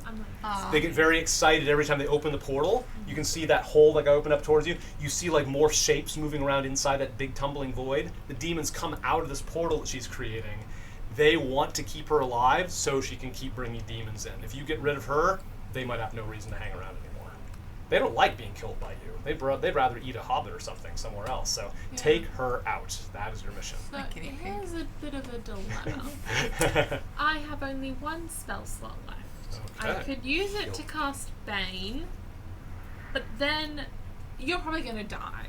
And if we keep you alive, whilst there'll be no more healers, basically, because we're both screwed, you have the ability to bring someone back from unconsciousness. Yeah. And he's So- not Also buffed you with right your now. healing touch. But I then, don't. Do I have healing touch? I mean, you've where got would cure that wounds. be? If you cure wounds, I'm that, using it on you, man. That's the point. I'm just saying, like, you can also use you that to could bring just someone back. die. Yeah. Okay. But- All right. I'm So- casting Bane. I'm casting Bane. Or do I run? Okay. I'm gonna follow nothing. Yeah, so with a bit of advice, Alright. so Bane is great, early in the Do I battle, get so a like free Blessed, hit because it's sort or of, something? Bane works over the whole battle, but as it is, keeping people alive is very important. But Okay. basically, that's, All All you right. do So what I you think can. I get hit by one because I was here You're here? Yep. and I went here. Yeah.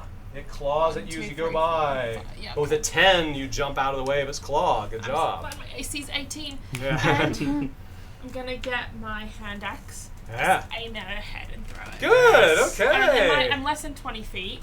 Yeah, that's fine. So You're it's in not good a shape. disadvantage. Roll. So roll a d20. Yeah, roll plus d20 and 4. add that hand axe bonus. So that's a 6. That probably doesn't hit her unless she's super weak. No, 6 total? 6 total? Six No, total. she dodges out of the One, way. two. She's fast enough. That's Okay, not a problem maybe for next her. time. Maybe next time. Kosef, you're in the front row seat. After Kosef will be Yuki. Good. So what's disengage again? Can I? Yep, is that disengage a- is when I an can't action, attack? so you cannot attack and disengage. So if you want to step through, you'd have to take at least one shot. You can loop around and get a shot only from that one you're next to, and you'll then be able to hit her. But you'll have to cop one hit from them to get her at her. To get at her. Yep. And have you done your second wind? No, I'll do that first. Yeah, I might as well do your second wing, because I might give you the confidence to cop that hit. Roll a d10. Who's got a d10? Is that it? Yeah, you go. Yes. 6. Plus 1, 7 hit points are now yours.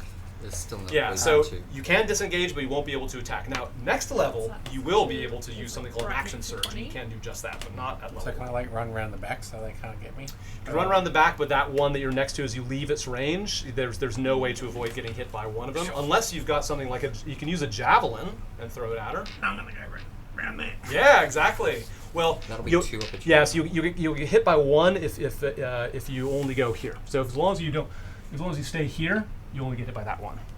If you go all the way behind her, that one also gets a free shot at you. What do you think? What? Have we rolled out Do it. poison? Yeah, I'll do it. I'll go all the way behind her. Okay, all right. So one claws at you as you go by. With an 8, easily, you're faster than its claw. The next one claws at you. This one's a 19, which is higher than your AC. You take 6 points of damage on that claw. But at least you're behind her. Now, roll your attack against her with that great axe. Do you have bless or anything like that on this? 15. That's enough! 15, and she doesn't dodge out of the way. Hit her hard with that axe. 250. 7. 7 points of damage. You slash her very badly, and she's now bleeding copiously. Yes. Like, she is in great pain. And she's like, it's that demons are coming in the world all the time, man. It's not my fault. Like, demons are everywhere, you know? It's just a coincidence that they're here, man. I'm just only a creator. But she's got fucking, I'm tired of people fucking with me. And she starts turning towards you. She's probably going to attack you next, because she's just really mad. Unless someone else attacks her. Next is Yuki. I'm gonna attack her next. So All right, stack it if we on. get to my turn. After Yuki is Sid, and we've got a few minutes before top of the hour, so let's keep moving fast. Alright, can I hit one of the yellow 3 with a bow from where I am as the silver teardrop? Yes, you can. Yep, you can shoot either of those two. Also, keep in mind that your main objective is Jop herself, and I know it's a long way to go, but if you can get close enough to her, then that would be good. You move Actually, 1, 2, 3, 4, 5, 6. Striking move. 1, 2, 3, 4, 5, 6. Like, you basically go there, and you'll be one space away from her.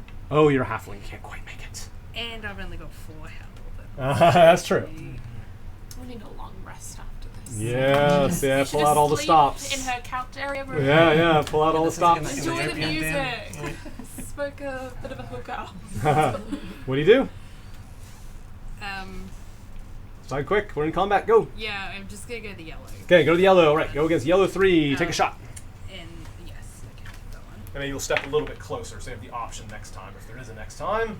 14 and 5, 19. 19 hits it. Do your damage against yellow 3. Okay, yes, and I have sneak attack as well because That's a good friends. idea. Yeah, good. So what are we doing? A D6 and Yeah. and another D6. Right. So, Yep. So you do that. Okay, so 5 Yeah. Ooh. Good.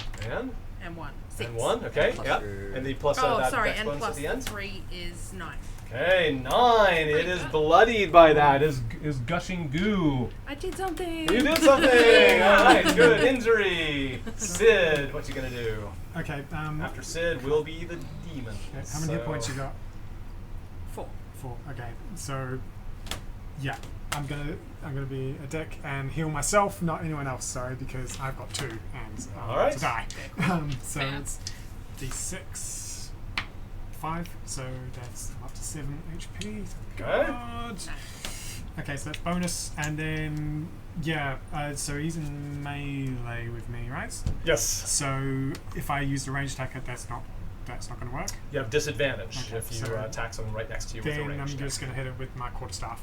Okay, you have to throw down your bow. You've had your bow the whole time. No, so I've you gotta- been spellcasting. So Okay, great. So- All right. You draw your quarterstaff and whack it. 4 is plus 3, not going to hit. No, your Sweet. quarterstaff swings over his Oh, but I head. got the plus the 4, the 2 4s, haven't I, for an attack? Yeah, as an attack roll. Yep. That bless matters. 3, so that's what, 4, 7, 3, 10, and that's 2, isn't it? 2 of them. 2, Yeah. Woo, woo, woo. 10, plus Now 10, you hit 12. it. Yes, Hey, again. God. The bless Right, and okay. those things make a big difference. And Roll your so damage against it. It's not the one with hex on, but oh well. Oh, too bad. So it's D8. 8. Points 8. Okay, down it goes. It gets splattered. damage. All right, good job. Cheers. But Jop is the real show here, so let's see what we can do. All right. Their turns up scared. It is their turn. This one you hear skittering and a climbing sound. You hear his voice like food, and it goes out. So, and the other ones, come back here. We've got a job to do. So you hear them sort of arguing with each other. Some of them are sort of starting to break ranks, but it's still not enough. We are going to do a wave of attacks. This one is gonna. Who's the purple heart? Me. All right, you with a 10 against your AC probably isn't enough. No. With an 8 against your AC is also not enough. That was 3. We're going to do the browns here. This one, who is the gold star? Me. All right. You get bit at for an 18. I imagine that hits you. I have 17, and I get actually, no, it's AC, isn't it? Yeah. no, Yeah, I'll take the hit. You take 2 piercing damage. A claw comes at you. With an 11, you dodge out of the way. Number 2 is going to come up against, who's the heart? That's Me, you? yeah. All right. You get a bite against you for an 11, which is enough you can dodge. Claw against you for 14? I have 14. Okay, that does slash you for 5 damage.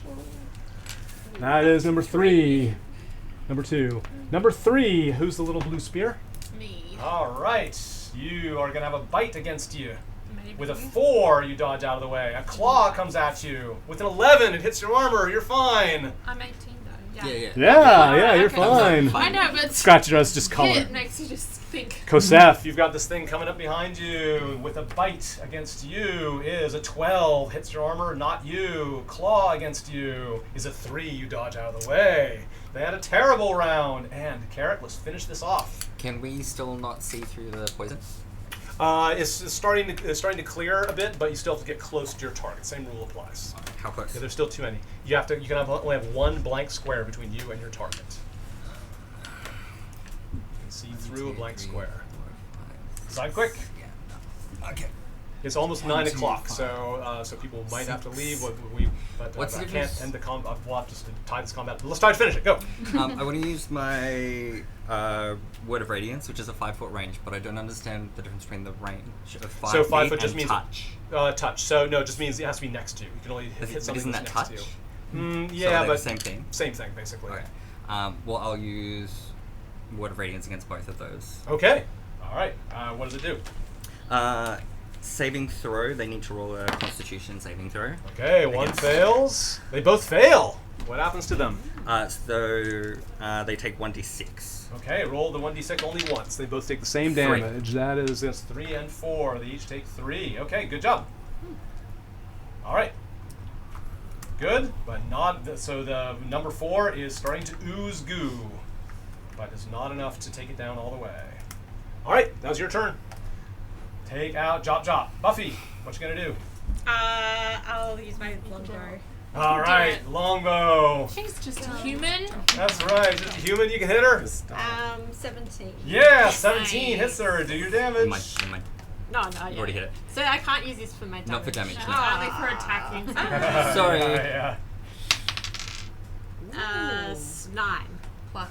No, yes. No, wait. What? Yeah, 9 plus 3. Is that right? Yeah. 12. Yeah. 12 damage? Yeah. An arrow goes through her throat. She dies! The demons immediately say, oh, she's fucked. You basically hear this. And she's like, food, like, ease your food upstairs. Ease your food. Go up. Get ease your food. And I smell elves. Oh, I love elves. Yeah, let's eat some elves. And they all start taking off. They start climbing up the walls. They're close to the walls. So you can go up the nearest wall. And they go up some you know, there's tunnels I going used the upstairs. wrong dice. I used a D. I was meant to roll a D8. Oh, that's fine. You got it. You're good. Oh, okay. That was a D10 instead? Yeah, you overkilled by a lot. So Yeah, I was rolling. you can subtract the 2. Yeah. Yeah. All right, good job. Now it's 9 o'clock. If you need to go right away, that's fine. All you need to know is you've got 100 XP from this particular fight. So we're at like 300. You are at level 2. Yeah, I get an 350. extra If hit you- point now. I'm Yeah. at 12. I increase every time I level up. I don't know if you have any Is missed that a 100? session. So if you didn't miss a session, you're So definitely it's level 350. 2. I will post a link about how to get up to level 2. Congratulations. Just spell slot, baby. Yeah, more hit points, more What spell happens slots. I'm gonna look. I'm gonna go We on get D&D channel divinity. Beyond. I'm going on D&D Beyond. Yeah, D&D Beyond is a good way to do that. Yeah. For all my details. We get channel divinity, so you can like Oh!